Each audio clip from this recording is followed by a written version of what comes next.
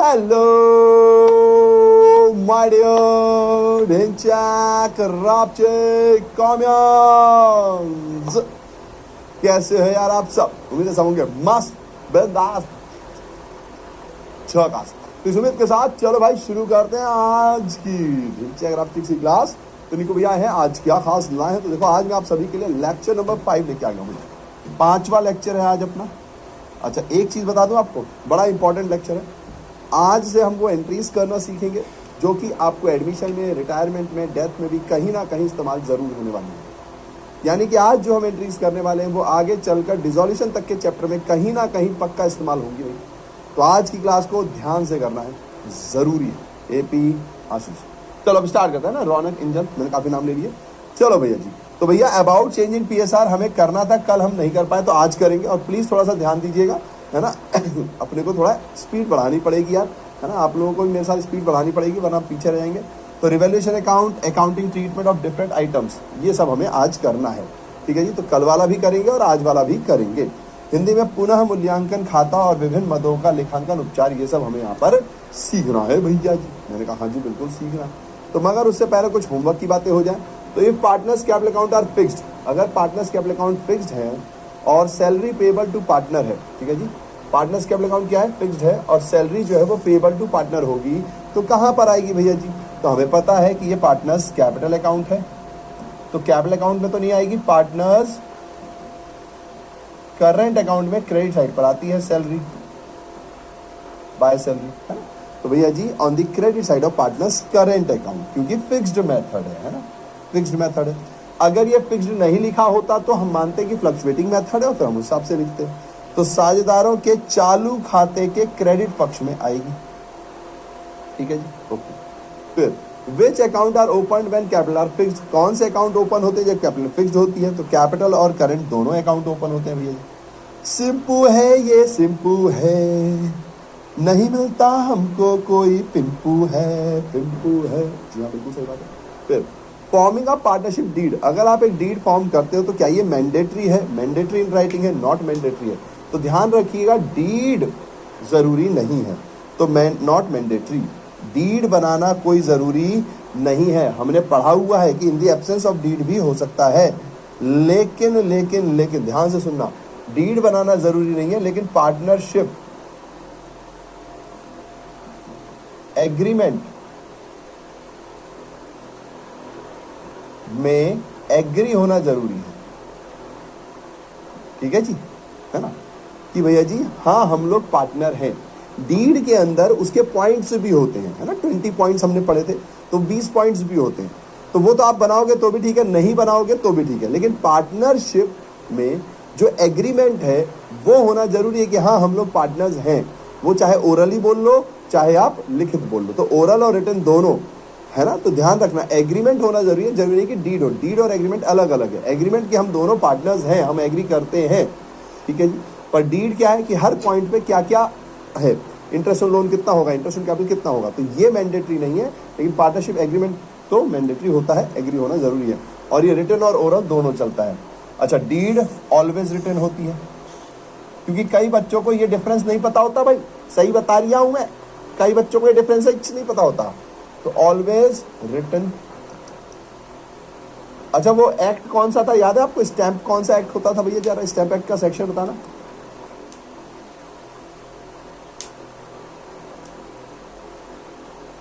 ठीक है चलिए, और ये रिटन और ओरल दोनों हो सकते हैं, मतलब दोनों में से कोई एक, है ना। चलिए ठीक है, ओके। ध्यान रखना डीड हमेशा ऑलवेज रिटन होगी, लिखित होगी, और ये दोनों होगी। हाँ 1899 अर्पिता जी ने बता दिया, बिलियनियर गलत है, 1932 नहीं है। सब लोग 1932 पार्टनरशिप एक्ट है भैया, स्टैंप एक्ट नहीं है। 1899 अभी तक एक ही ने बताया है, मोहन ने भी बता दिया, ठीक है।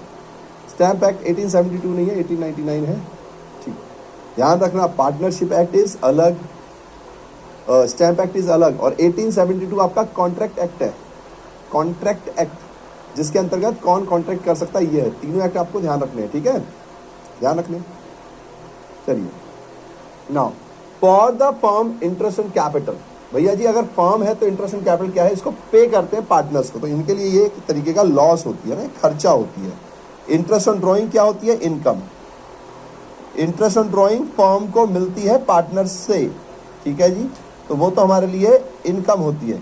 लेकिन इंटरेस्ट ऑन कैपिटल हमारे लिए एक प्रकार का लॉस है, भले ही वो एप्रोप्रिएशन के केस में है, लेकिन लॉस तो है, मतलब हमारे पास से पैसा जा तो रहा है, तो हम एक प्रकार से उसे खर्चा कह सकते हैं, बस वो चार्ज अगेंस्ट प्रॉफिट नहीं है, एप्रोप्रिएशन ऑफ प्रॉफिट है ना। इंटरेस्ट ऑन लोन भी हमारे लिए क्या होता है, खर्चा ही होता है, लेकिन वो चार्ज अगेंस्ट प्रॉफिट होता है। तो ये छोटे छोटे डिफरेंसेस है ना, तो याद रखेंगे। हाँ कहाँ गया, हाँ प्लीज ध्यान रखिए, देखो सारे सवाल अपन क्लास में भी नहीं करा पाते हैं, तो ये आपको ध्यान रखना है, ठीक है जी। मुझे याद है ICA 1872, IPA 1972, ठीक है। प्लीज ध्यान रखना यार, क्योंकि ये क्लास में जब लाइव कराया जाता है ना तो बच्चों की गलतियां पता भी चलती हैं, यहाँ भी आपको पता नहीं चल पाएंगी, परंतु मैंने आपसे कह रखा है मिस्टेक कॉपी हमेशा बनाओ, हमेशा बनाओ, ठीक है। और हमारा जो बिहार वाला का यूट्यूब चैनल, उससे आप लोग जुड़ चुके हो क्या भाई जी, वो यूट्यूब चैनल से जरूर जुड़ जाइए, क्योंकि वहाँ पर भी बहुत सारे आपको ट्रिक्स या बहुत सारे आपको क्या बोलते हैं अपन स्ट्रेटेजीज है ना, वो भी बताए जाएंगे, ठीक है। चलिए जी, in the absence of partnership deed, अगर डीड एब्सेंस है, यानी कि मान लीजिए डीड नहीं बनी हुई है, तो interest on partners capital, capital पर कितना मिलेगा भैया, तो 0, नो इंटरेस्ट इज अलाउड, कोई इंटरेस्ट नहीं मिलेगा भैया, नो इंटरेस्ट, कोई ब्याज नहीं दिया जाएगा। अच्छा ध्यान रखना, इंटरेस्ट ऑन कैपिटल अलाउड होता है और इंटरेस्ट ऑन ड्रॉइंग चार्ज होता है, क्योंकि हम पार्टनर से लेते हैं और कैपिटल हम देते हैं, तो उसे अलाउड कहते हैं इंग्लिश में। चलिए भैया जी, in the absence of partnership deed allowable rate of interest on partners loan, अच्छा अगर डीड साइलेंट है तो पार्टनर्स लोन पे कितना है, तो 6% पर एनम। अरे भैया ये तो बड़ा कंफ्यूज कर रहा है, सिंपल इंटरेस्ट, कंपाउंडेड एनुअली, तो ध्यान दीजिएगा सिंपल इंटरेस्ट, ठीक है। अरे भैया ये सिंपल इंटरेस्ट और कंपाउंडेड ये क्या होता है भैया, तो देखिए एक्चुअली में क्या होता है कि जैसे मान लीजिए आपने 10,000 रुपए का लोन दिया, ठीक है, अब 10,000 रुपए का लोन दिया, इस पर आया 1,000 रुपए का ब्याज, ठीक है जी, ये लोन का अमाउंट था और ये इंटरेस्ट है। तो आप क्या करते हो, सीधा इसके ऊपर 10% लगाते हो, 1,000 आ जाता है। अगर आपने ये पैसे नहीं चुकाए हैं तो अगली साल जो इंटरेस्ट लगेगा ना वो 11,000 के ऊपर लगेगा। समझ में आ रही मेरी बात, कि ये ब्याज था और ये लोन था, आपने पैसे चुका दिए, ओके। अगर आपने पैसे नहीं चुकाए तो ब्याज के ऊपर भी आपको ब्याज कैलकुलेट करना पड़ता है। तो अगर ये पैसे आप नहीं चुका रहे तो अगली बार 11,000 का लोन कहलाएगा और 11,000 के ऊपर आपको ब्याज देना पड़ेगा। इस विधि को कहते हैं कंपाउंडेड एनुअली, यानी कि भैया जी वार्षिक चक्र वृद्धि, ठीक है जी, कि ब्याज के ऊपर भी आपका ब्याज कैलकुलेट होता है। नॉर्मली जो बैंक्स में सिस्टम चलता है या बाकी जगहों पे चलता है वो हमारे लिए सिंपल इंटरेस्ट पे काम करता है, कंपाउंड इंटरेस्ट पे काम नहीं करता। ये आपको शायद 8वीं या 9वीं में पढ़ाया जाता है, नहीं हो तो मैंने अभी आपको बता दिया। अच्छा ध्यान रखिएगा 6% पर एनम वर्ड होना जरूरी है ना, 6% पर एनम वर्ड होना जरूरी है, पर एनम नहीं है, इसलिए रॉन्ग है। चलिए तो ये हमारे क्या थे भाई, होमवर्क कर लिए हम सब ने। सर डीपीपी में एडमिशन ऑफ पार्टनर के क्वेश्चन आ रहे हैं, अरे ये कैसे हो सकता है। चलो कोई नहीं यार, बाय मिस्टेक किसी गलती हो गई होगी, आप छोटी मोटी गलतियां माफ कर दो, है ना। मैं पूछ लूंगा, आपने बता दिया, थैंक यू, मैं पूछ लूंगा, है ना, कि गड़बड़ हो गई होगी कुछ, ठीक है, ओके। और जब भी कोई ऐसी डीपीपी आए तो उस क्वेश्चन को छोड़ दो, जब एडमिशन का चैप्टर कर लेंगे तब कर लेना, क्या दिक्कत है ना। चलो भैया जी, तो अब चलते हैं भैया जी नई राह पर। तैयार हैं हम सभी, तो जरा मुस्कुराओ कि गाड़ी नई राह पे चलने को तैयार है। आओ मेरी गाड़ी पे बैठ जाओ और धीरे धीरे धीरे धीरे आगे के कॉन्सेप्ट की ओर बढ़ जाओ। सर आप जुपिटर से हो क्या? नहीं जी, मैं जुपिटर से नहीं, मैं कॉम्यून्स के दिल में रहता हूं, ग्रहों से हमारा कोई लेना देना नहीं। चलिए क्या बात है, रौनक जी कितनी प्यारी स्माइल कर रहे हैं, बाकी लोग लगता है धीरे धीरे करेंगे। हाँ दिल शेयर, दिल शेयर। सर आप 20 मिनट पीछे चल रहे हो, 20 मिनट तो नहीं 20 सेकंड होगा यार, मिनट तो बहुत ज्यादा होगा। नहीं सर, सेक्रेटेरियस अब ब्लैक होल से यार, देखो मैंने ज्यादा साइंस पढ़ी नहीं है तो मैं इसका तो नहीं आंसर दे सकता। तो आपके बोर्ड पे 5/22 हो रहा है, अच्छा इसलिए कह रहे हो क्या? ये पता नहीं यार, एक तो यहाँ पर एक ये लाइन पता नहीं क्यों आ रही है और एक यहाँ पे ये क्यों आ रहा है, ये मैंने देख लिया था। तो मैंने उनसे कहा भाई ये क्यों हो रहा है, तो उन्होंने कहा पता नहीं सर जी। मैंने कहा भाई बोर्ड हैंग नहीं होना चाहिए बस, ऐसे तो अकाउंट अच्छा लगता है लेकिन कुछ दिन से थोड़ा भी अच्छा नहीं लगा। क्यों कृष जी, क्या बात है? आवाज, वॉइस चेक कर लो भाई। चलिए बढ़े आगे, अब आगे बढ़ते हैं। ठीक है। तो देखो भैया जी, अब क्या हुआ ना यार, अब क्या हुआ कि यार पार्टनर्स कह रहे थे कि यार बहुत हो गया यार, आपस में पार्टनरशिप करते जा रहे हैं। अब कोई पार्टनर है जो कह रहा है भाई पता है तुझको, मैं दिन रात मेहनत करूंगा अगर तुमने मुझे प्रॉफिट का हिस्सा ज्यादा दे दिया। कोई कह रहा है देखो मैं एक्स्ट्रा पैसे लगा सकता हूं अगर तुमने मुझे प्रॉफिट का हिस्सा ज्यादा दे दिया। यानी कि भैया पार्टनरशिप चलते चलते अब एक जगह पर आ गई जहां पर कुछ पार्टनर्स कह रहे हैं कि यार मुझे प्रॉफिट का हिस्सा ज्यादा चाहिए। कोई कह रहा है यार देखो मैं ज्यादा पार्टनरशिप में इन्वॉल्व नहीं हो पाऊंगा, तो यार मैं कम काम करूंगा। तो हमने कहा भाई तेरे के प्रॉफिट का हिस्सा हम ले लेंगे। यानी कि प्रॉफिट का हिस्सा बदलने वाला है, ठीक है जी। हिंदी में क्या कहेंगे, लाभ हानि अनुपात का परिवर्तन। तो मैं इंग्लिश में लिख दे रहा हूं चेंज इन पीएसआर। पीएसआर मतलब प्रॉफिट शेयरिंग रेशियो, ठीक है जी। चेंज इन पीएसआर, लाभ हानि अनुपात में परिवर्तन। तो भैया जी देखो बड़ा सिंपल सा काम था। हमारे पास पहले 3 पार्टनर थे, ए बी और सी, ठीक है जी। इनका रेशियो था मान लीजिए 3:1। ओके, अब हमारे पास इससे पहले जो इन्होंने प्रॉफिट कमाया था, संचित लाभ कह लीजिए, एक्यूमुलेटेड प्रॉफिट्स। एक्यूमुलेटेड मतलब जो पुराने ईयर के प्रॉफिट होंगे, जो जब इनका ये रेशियो था तो इन्होंने प्रॉफिट कमा रखा था। एक्यूमुलेटेड प्रॉफिट्स एंड रिजर्व्स कह सकते हैं, ठीक है जी। संचित लाभ, ठीक है जी। ओके, तो मान लीजिए वो 60,000 है, ठीक है। ओके जी। लेकिन अब ये लोग भैया बदलना चाहते हैं। ये लोग क्या करना चाहते हैं, चेंज इन पीएसआर चाहते हैं। क्यों? क्योंकि हो सकता है कोई पार्टनर कह रहा है मैं ज्यादा काम नहीं कर पाऊंगा, कोई कह रहा है मैं ज्यादा पैसे लगा दूंगा, यानी कोई भी ऐसा रीजन है जिसकी वजह से ये पीएसआर बदलना चाहते हैं। यानी जो इनका प्रॉफिट शेयरिंग रेशियो है इसको चेंज करना चाहते हैं। रीजन कुछ भी हो सकता है, एग्जाम में आपको रीजन नहीं पूछता है, पूछेगा तो मैं भी आपको बताऊंगा अभी। बट बेसिक पॉइंट ये है कि एग्जाम में क्वेश्चन में आपको रीजन नहीं दिया होता, बस ये दिया होता है पीएसआर चेंज हो गया, ठीक है। तो कोई भी रीजन हो भाई, जो भी हो, हमें तो अकाउंटिंग करने से मतलब है। हमें क्या मतलब है कि क्या रीजन है, ये आपस में झगड़ा करते रहे, हम तो अकाउंटिंग करने बैठे हैं। तो भैया जी अब देखो ध्यान से समझना, पीएसआर चेंज हो गया। तो अब जो एबीसी पार्टनर है, ठीक है जी, एबीसी पार्टनर्स है, अब इनका जो रेशियो है, एग्जाम्पल के लिए मैं कहता हूं 2:1 हो गया, ठीक है। 2:1 हो गया, हाँ जी। अब ये जो प्रॉफिट है 60,000 रुपए, ये एक्यूमुलेटेड का मतलब होता है पुरानी मेहनत का प्रॉफिट है, पुराने ईयर का प्रॉफिट है, ठीक है जी। कब का है? पुराने ईयर का प्रॉफिट है। अच्छा जी, तो अगर मैं इसको तीनों में बांटूं, ध्यान से समझना, अगर मैं इसको तीनों में बांटूं तो किस किस को कितना कितना मिलेगा?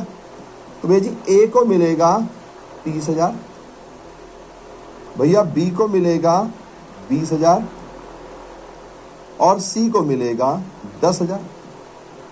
सिंपल सी बात है ना भैया जी। ए को मिलेगा 30,000, बी को मिलेगा 20,000, सी को मिलेगा 10,000।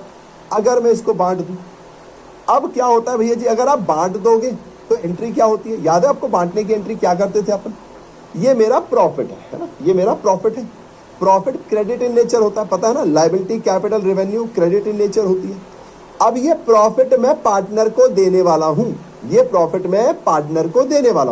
तो प्रॉफिट कम हो रहा है, और पार्टनर को देना मतलब उसकी कैपिटल में प्लस या उसकी करंट अकाउंट में प्लस। तो पार्टनर की कैपिटल या करंट अकाउंट क्या होगी? बढ़ेगी। थोड़ी सी तो लिफ्ट करा दे, समझ रहे हो? तो ये प्रॉफिट उसको मिलेगा, उसको लिफ्ट मिल जाएगी भैया। समझ रहे हो आप मेरी बात? क्या समझ रहे हो कि भैया जी ये जो प्रॉफिट है ये पार्टनर को मिलेगा, तो ये प्रॉफिट कम हो रहा है और पार्टनर की कैपिटल बढ़ रही है। प्रॉफिट क्रेडिट इन नेचर होता है, घटेगा तो डेबिट, और पार्टनर्स कैपिटल भी क्रेडिट इन नेचर होती है, बढ़ेगी तो क्रेडिट, है ना। लायबिलिटी कैपिटल रेवेन्यू बढ़ते हैं तो क्रेडिट, और घटते हैं तो डेबिट। तो प्रॉफिट रेवेन्यू का हिस्सा है। तो हमारी इसकी एंट्री हो जाएगी, जर्नल एंट्री अगर हम करने जाएं,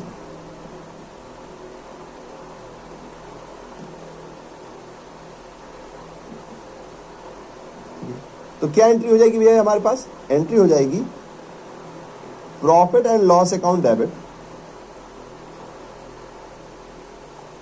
profit and loss account debit to as capital या करंट, मतलब जो भी होगा, है ना। तो मैं यहां ए लिख दे रहा हूं बस, 2 B's 2 C's। अगर फिक्स्ड मेथड होगा तो current account current account current account, fluctuating method होगा तो कैपिटल अकाउंट। तो ये तो आप समझदार हो, मैं अभी इतना ही लिख दे रहा हूँ, ठीक है। तो ये 60,000 रुपये यहाँ जाएंगे, ये भैया जी 30,000 रुपये यहाँ जाएंगे, और भैया जी 20,000 रुपये यहाँ जाएंगे, और 10,000 रुपये यहाँ जाएंगे। क्या कोई दिक्कत है भैया जी? कोई दिक्कत है क्या इसमें? कोई एंट्री में कोई प्रॉब्लम नहीं? हाँ, हलवा काम है भैया, हाँ जी हलवा काम। अब अगर मान लो, एज्यूम करो कि अब ये प्रॉफिट नहीं बांटते हैं, अगर इन्होंने प्रॉफिट बांट दिया तो ये एंट्री होगी। अगर ये प्रॉफिट नहीं बांटते हैं, ठीक है जी, और ईयर हो गया चेंज, रेशो हो गया चेंज, तो अगर भैया ये प्रॉफिट नहीं बांटते हैं और रेशो चेंज हो जाएगा, तो अब एबीसी को कितना मिलेगा नेक्स्ट ईयर, या जब से रेशो चेंज हुआ है। तो अब अगर आप देखोगे तो मान के चलिए अभी भी एक्यूमुलेटेड प्रॉफिट मेरे पास कितना है,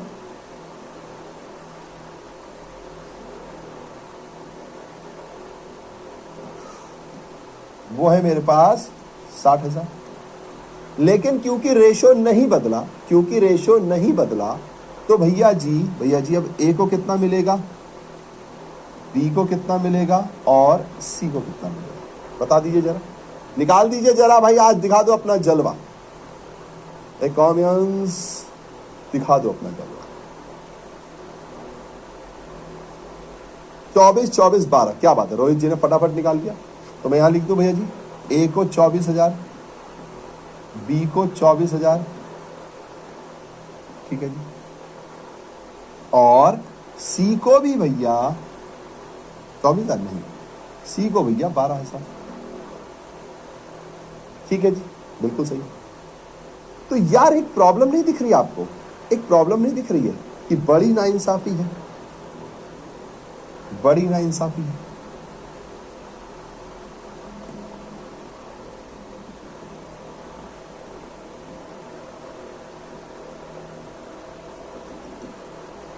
क्यों भैया बड़ी नाइंसाफी क्यों है? देखो भाई, ये एक्यूमुलेटेड प्रॉफिट यानी कि ये पुराना प्रॉफिट है, ये पुराना इकट्ठा प्रॉफिट है। एक्यूमुलेटेड प्रॉफिट का मतलब क्या है? पुराना यानी ओल्ड इकट्ठा प्रॉफिट। तो जब ये पुराना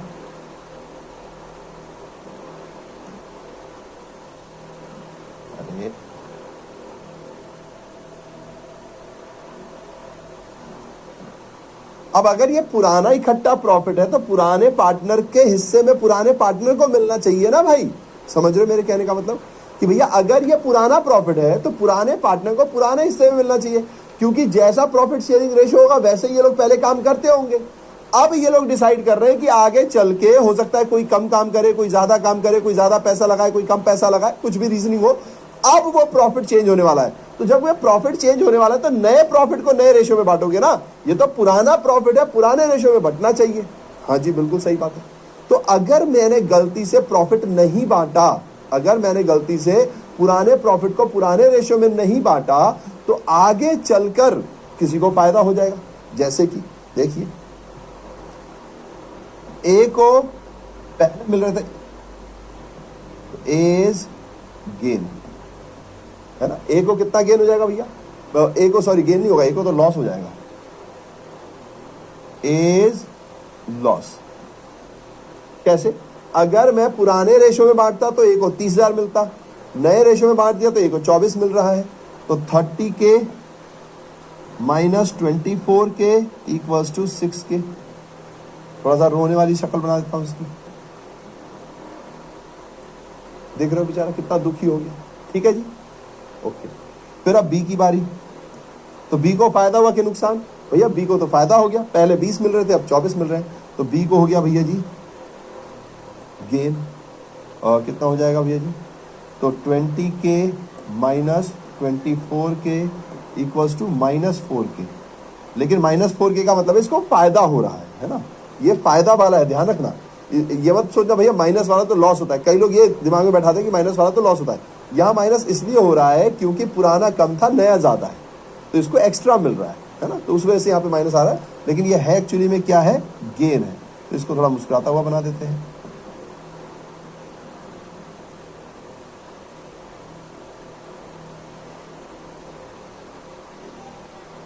ठीक है, वैसे तो ये भी सेट ही लग रहा है। हाँ वही तो सेट सा इसलिए लग रहा है क्योंकि मैंने इसको उसका तो बनाया ही नहीं। अब इसका ठीक है, चलिए फिर सी की बारी आएगी। तो सीज गेन, अब सी का गेन कितना होगा भैया जी? तो सी का गेन हो जाएगा भैया, पहले उसको मिल रहे थे 10,000 और अब उसको मिल रहे हैं 12,000, तो यानी कि भैया 2,000 का उसको गेन हो रहा है। तो भैया इसको भी 2,000 का गेन हो रहा है। आ रही बात समझो? ठीक है, तो यार ये तो लफड़े की बात है। हाँ जी, और इस चैप्टर में इतनी सी कंफ्यूजन है। अगर अभी आप इस कंफ्यूजन को समझ गए, ये चैप्टर खत्म। थोड़ी बहुत कुछ चीजें हमें सीखनी होंगी, वरना ये चैप्टर खत्म। ठीक है, इतनी सी बात सीखनी है क्या कि भैया जी यहां पर ना इस चैप्टर में आपके पास दो ऑप्शंस होते हैं। एक, क्योंकि पुराना प्रॉफिट है तो उसको पुराने रेशो में बांट दो। एक कि अगर आप उसे नहीं बांटना चाहते हो, आप उसको बांटना नहीं चाहते, आप भैया जी उसको आगे लेकर जाना चाहते हो, तो अगर आप उसे आगे ले जाओगे तो जिस पार्टनर को पहले ज्यादा पैसा मिल रहा था उसको कम मिलेगा, क्योंकि रेशियो चेंज हुआ है। तो सबको फायदा तो नहीं होगा ना, किसी को फायदा किसी को नुकसान होगा। भाई रुपए तो 100 ही है, पहले 30-30-40 बढ़ते थे, अब 20-40-20 बढ़ रहे होंगे, तो किसी को फायदा किसी को नुकसान तो होगा ही होगा। तो भैया ऐसे में एक तरीका तो ये है कि आप इसको डिस्ट्रीब्यूट कर लो, तो इसको कहते हैं डिस्ट्रीब्यूशन। इसको क्या कहते हैं? डिस्ट्रीब्यूशन।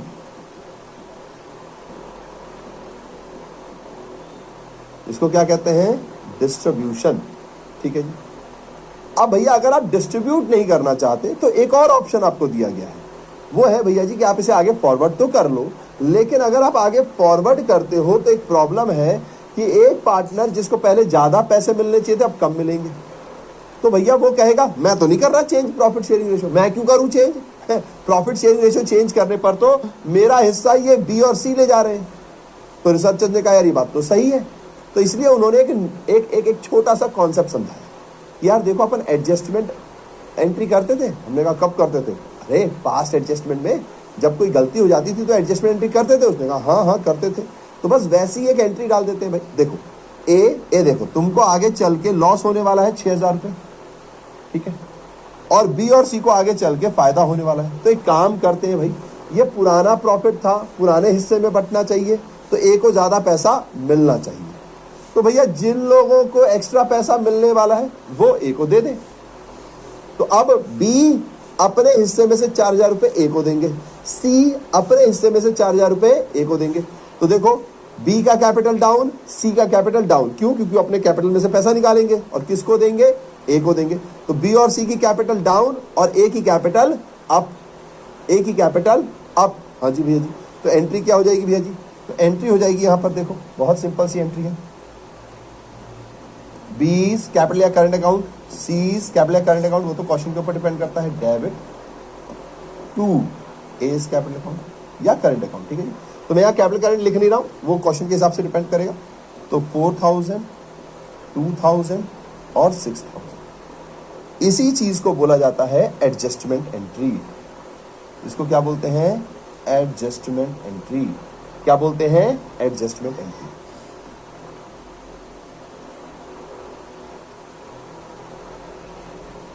डन है जी, डन है जी, तो टमाटर भेज दे जी, ठीक है, बस काम कर, इतना ही काम हमें ध्यान रखना। अगर ये आपको ध्यान रखेगा तो ये चैप्टर खत्म हो जाता है।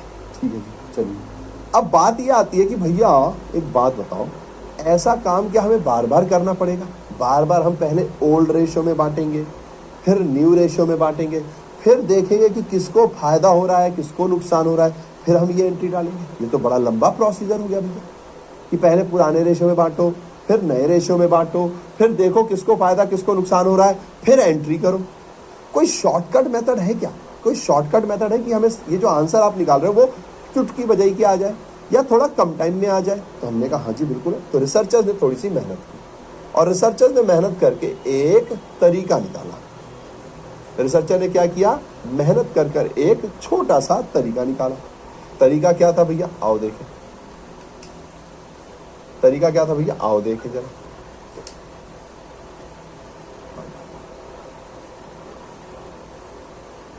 क्या लगता है, बोर्ड हैंग होने के करीब है क्या?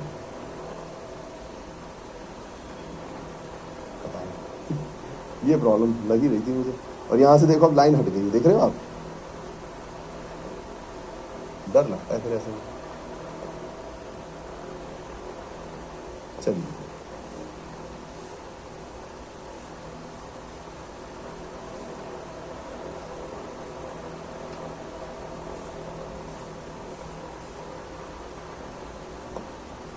ठीक है,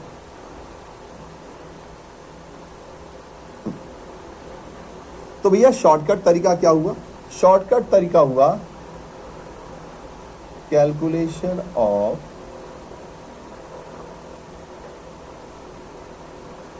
सैक्रिफाइसिंग एंड गेनिंग रेशियो। उन्होंने कहा सुनो निक्कू भैया, एक काम करो, ये सब पंचायती करने से अच्छा है एक सीधा रेशो निकाल लो। मैंने कहा अच्छा रेशो कैसे निकालें? तो इन्होंने एक छोटा सा फॉर्मूला बनाया। देखिए क्या फॉर्मूला बनाया, अगर आपको सैक्रिफाइसिंग रेशो निकालना है तो old ratio minus new ratio, ठीक है जी। ओल्ड में से क्या करो, न्यू रेशो को माइनस कर दो, और अगर आपका आंसर ऐसे में पॉजिटिव आता है, पॉजिटिव आता है तो वो सैक्रिफाइसिंग है। और इस फॉर्मूले को यानी ओल्ड में से न्यू माइनस करने में अगर आपका नेगेटिव आंसर आता है तो वो गेनिंग रेशियो, ठीक है जी। अच्छा जी, एक और फॉर्मूला हो गया, ठीक है, ओल्ड माइनस न्यू कर लिया। एक और फॉर्मूला होता है गेनिंग रेशियो का, फॉर्मूला आप डायरेक्ट भी निकाल सकते हो। उसका फॉर्मूला होता है new ratio minus old ratio. ऐसे केस में अगर आप ये वाला फॉर्मूला यूज करते हो, न्यू रेशियो पहले लिखते हो और ओल्ड रेशियो बाद में लिखते हो, तो भैया जी अगर पॉजिटिव आंसर आता है तो वो गेनिंग कहलाता है, और नेगेटिव आंसर आता है तो वो सैक्रिफाइसिंग रेशियो कहलाता है, ठीक है। और इस चैप्टर में, इस वाले चैप्टर में चेंज इन पीएसआर और एडमिशन में हम ये वाला फॉर्मूला यूज करेंगे, ठीक है जी। Change in PSR and admission of partner, उसमें हम ये वाला फॉर्मूला यूज ज्यादा करते हैं।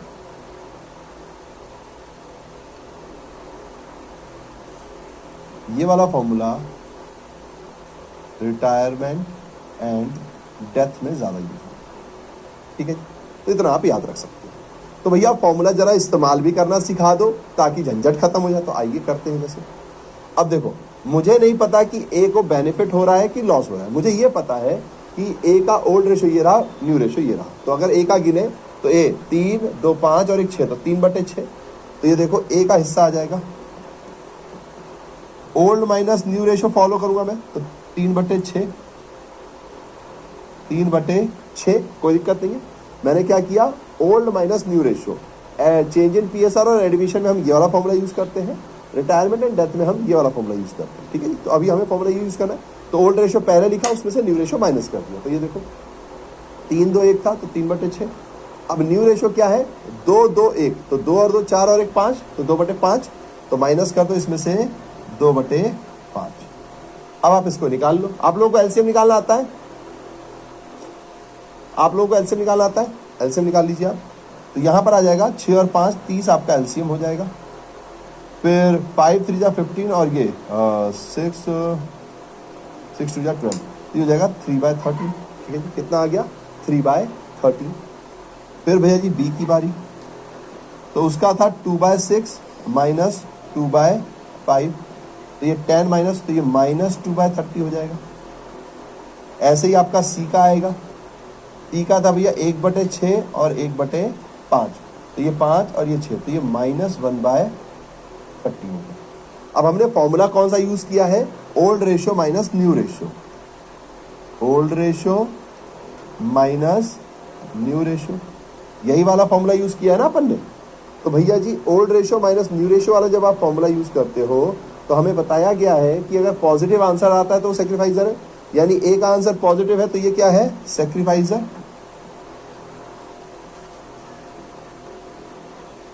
और ये दोनों क्या है भैया जी, गेनर। ये दोनों क्या है भैया जी, गेनर। आई बात समझ में? क्या आपने निकालना सीख लिया? बहुत सिंपल सा काम है। देखो इतना अगर आप समझ गए तो ये चैप्टर खत्म है बस। तो ये आपको ध्यान से समझना है। इस चैप्टर में ज्यादा कुछ भी नहीं है, ये है, और इससे सवाल आने ही आने हैं। यहाँ आएंगे, सीयूटी में आएंगे, कहीं ना कहीं आपको पक्का मिलेंगे इस टॉपिक से सवाल। और इसमें बस यही दो बातें हैं, डिस्ट्रीब्यूशन और एडजस्टमेंट, बस दो बातें हैं, डिस्ट्रीब्यूशन और एडजस्टमेंट। बस केस क्या होगा, प्रॉफिट और लॉस। अभी अपन प्रॉफिट का केस समझ रहे हैं, इसी का अपोजिट हो जाता है लॉस। ठीक है, चलिए। तो भैया जी अगर आप एक चीज नोटिस करो तो सैक्रिफाइजर कितना है, 3/30, और गेनर कितना है, -2 और -1। तो ये भी टोटल अगर आप जोड़ोगे तो -3/30 है। तो सैक्रिफाइजर और गेनर अल्टीमेटली लास्ट में बराबर हो जाते हैं। ठीक है जी, सैक्रिफाइजर कितना है, 3/30, और बी और सी में -2 और -1, यानी कि माइनस माइनस प्लस, तो -3/30। तो गेनर और सैक्रिफाइजर आखिरी में बराबर हो जाते हैं। तो भैया इससे ये निकाले कैसे यार, ये कैसे निकाले ये तो बताओ। मैंने कहा ठीक है जी, देखो प्रॉफिट कितना था, 60,000। हाँ भैया जी 60,000 का प्रॉफिट था। तो मैंने कहा ये लो देखो, ये है हमारे पास 60,000। अब इसने कितना सेक्रीफाइस किया, 3/30। तो 3/30, तो 1 0 से 1 0, इससे इसको काटेंगे तो कितना हो जाएगा, 2,000। तो 2,000 इंटू 3, 6,000। ये लो भैया जी डायरेक्ट आ गया 6,000। तो ए ने क्या किया है भैया, सेक्रीफाइस किया है। तो सेक्रीफाइस कितने का किया, 6,000 रुपए का। तो जो सेक्रीफाइस कर रहा है और जो गेन कर रहे हैं, तो गेन करने वाले पार्टनर किसको देंगे पैसे, सेक्रीफाइस करने वाले को। तो सेक्रीफाइस वाले की कैपिटल बढ़ेगी, कैपिटल बढ़े तो क्रेडिट करें, और गेन करने वाले दे रहे हैं तो गेन करने वालों की कैपिटल घटेगी, माइनस होगी, तो उनको डेबिट कर दें, बस खत्म। तो यानी कि भैया यहाँ पर एक नया रूल सीखने को मिल गया कि अगर प्रॉफिट का केस होगा तो गेनर क्या होते हैं, डेबिट होते हैं। गेनर क्या होते हैं भैया जी, डेबिट होते हैं। और सेक्रीफाइजर क्या होते हैं भैया जी, क्रेडिट होते हैं। तो इसीलिए अगर आप स्कूलों में देखोगे तो आपको बोला जाएगा प्रॉफिट के केस में एडजस्टमेंट एंट्री क्या होती है, gainer account debit, sacrificer account credit, gainer account debit, sacrificer account credit. बस इतनी सी कहानी है यार, लो भैया जी कर लो बात। तो ये हमारा क्या हो जाता है, क्रेडिट हो जाता है। याद रखोगे क्या, डन डना डन डन। आगे बढ़ जाए अब हम, ठीक है जी। चलिए अब इसी चीज को मैं थोड़ी देर में वापस आऊंगा, पर थोड़ा सा थ्योरी और कंप्लीट कर लेते हैं ताकि अपना काम शुरू से शुरू हो जाए। तो पहले तो मैंने आपको ये समझाया कि चेंज इन पीएसआर में बेसिकली होने क्या वाला है। एक ये होने वाला है कि भाई आपके पास पुराना प्रॉफिट था, आप उसको पुराने तरीके से बांट दो, तो पुराने रेशो में बांट दो, आपका काम खत्म। लेकिन कई बार पार्टनर सोचते हैं बांटो मत यार, इस प्रॉफिट को आगे लेकर चलते हैं। लेकिन अगर आप आगे लेकर चलोगे तो क्योंकि रेशो चेंज हो गया है, तो किसी ना किसी को फायदा होगा, किसी ना किसी को नुकसान होगा। तो ऐसे में रिसर्चर्स कहते हैं कि ठीक है काम करो, एडजस्टमेंट एंट्री डाल दो। तो अगर प्रॉफिट का केस होगा तो गेनर जो होगा वो डेबिट हो जाएगा, सेक्रीफाइजर जो होगा वो क्रेडिट हो जाएगा। अब क्योंकि बार बार आप अमाउंट निकाल के कर नहीं सकते, तो इसलिए बेटर ऑप्शन है कि आप भैया रेशो से इसको डायरेक्ट निकाल लो। तो रेशो निकाला और उससे हमने डायरेक्ट कर लिया। ठीक है जी, तो दोनों तरीके आपके पास है, आपको जो सही लगे आप वो कर सकते हो। ठीक है जी, ठीक है, डन है। प्लीज टमाटर भेजो तो अपन आगे बढ़ेंगे। और ये जो भी चटर वाले लोग हैं, प्लीज यार ऐसा ना करो। प्रज्ञा जी कह रही सर जा रही हूँ, समझ नहीं आ रहा स्टार्टिंग से क्लास में। ओके प्रज्ञा जी, ओके बाय बाय। चलिए सर आज टमाटर नहीं भेज सकते, प्लीज डाउट चेक कीजिए। क्यों, अरे डाउट चेक कीजिए, इसमें तो ऐसा कोई डाउट मुझे दिख नहीं रहा है। तो बहुत बेसिक सी चीज़ है, चलो कोई नहीं चेक कर लेते हैं। कई बार बेसिक सी चीज़ें भी बच्चों को नहीं बनती हैं। सर 60 × 2 / 4 ऐसे होगा है, ये कैसे होगा भैया जी, × 2 / 4, 2 और 2 4 और 1 5 नहीं है, है ना। सर इसके नोट्स में कैसे नोट डाउन करें, जैसे मैं लिख रहा हूँ वैसे ही नोट डाउन कर लो भाई, है ना, आपकी मर्जी है आपको किस तरीके से नोट डाउन करना है। आप एक एक पेज में करना चाहो तो एक एक में कर सकते हो। मैं आपको एक साथ इसलिए दिखा रहा हूँ ताकि आपको एक ही नोट्स में दोनों चीज़ें क्लियर हो कि डिस्ट्रीब्यूशन की एंट्री कैसे होगी और एडजस्टमेंट की एंट्री कैसे होगी, इसलिए मैं एक साथ करा रहा हूँ।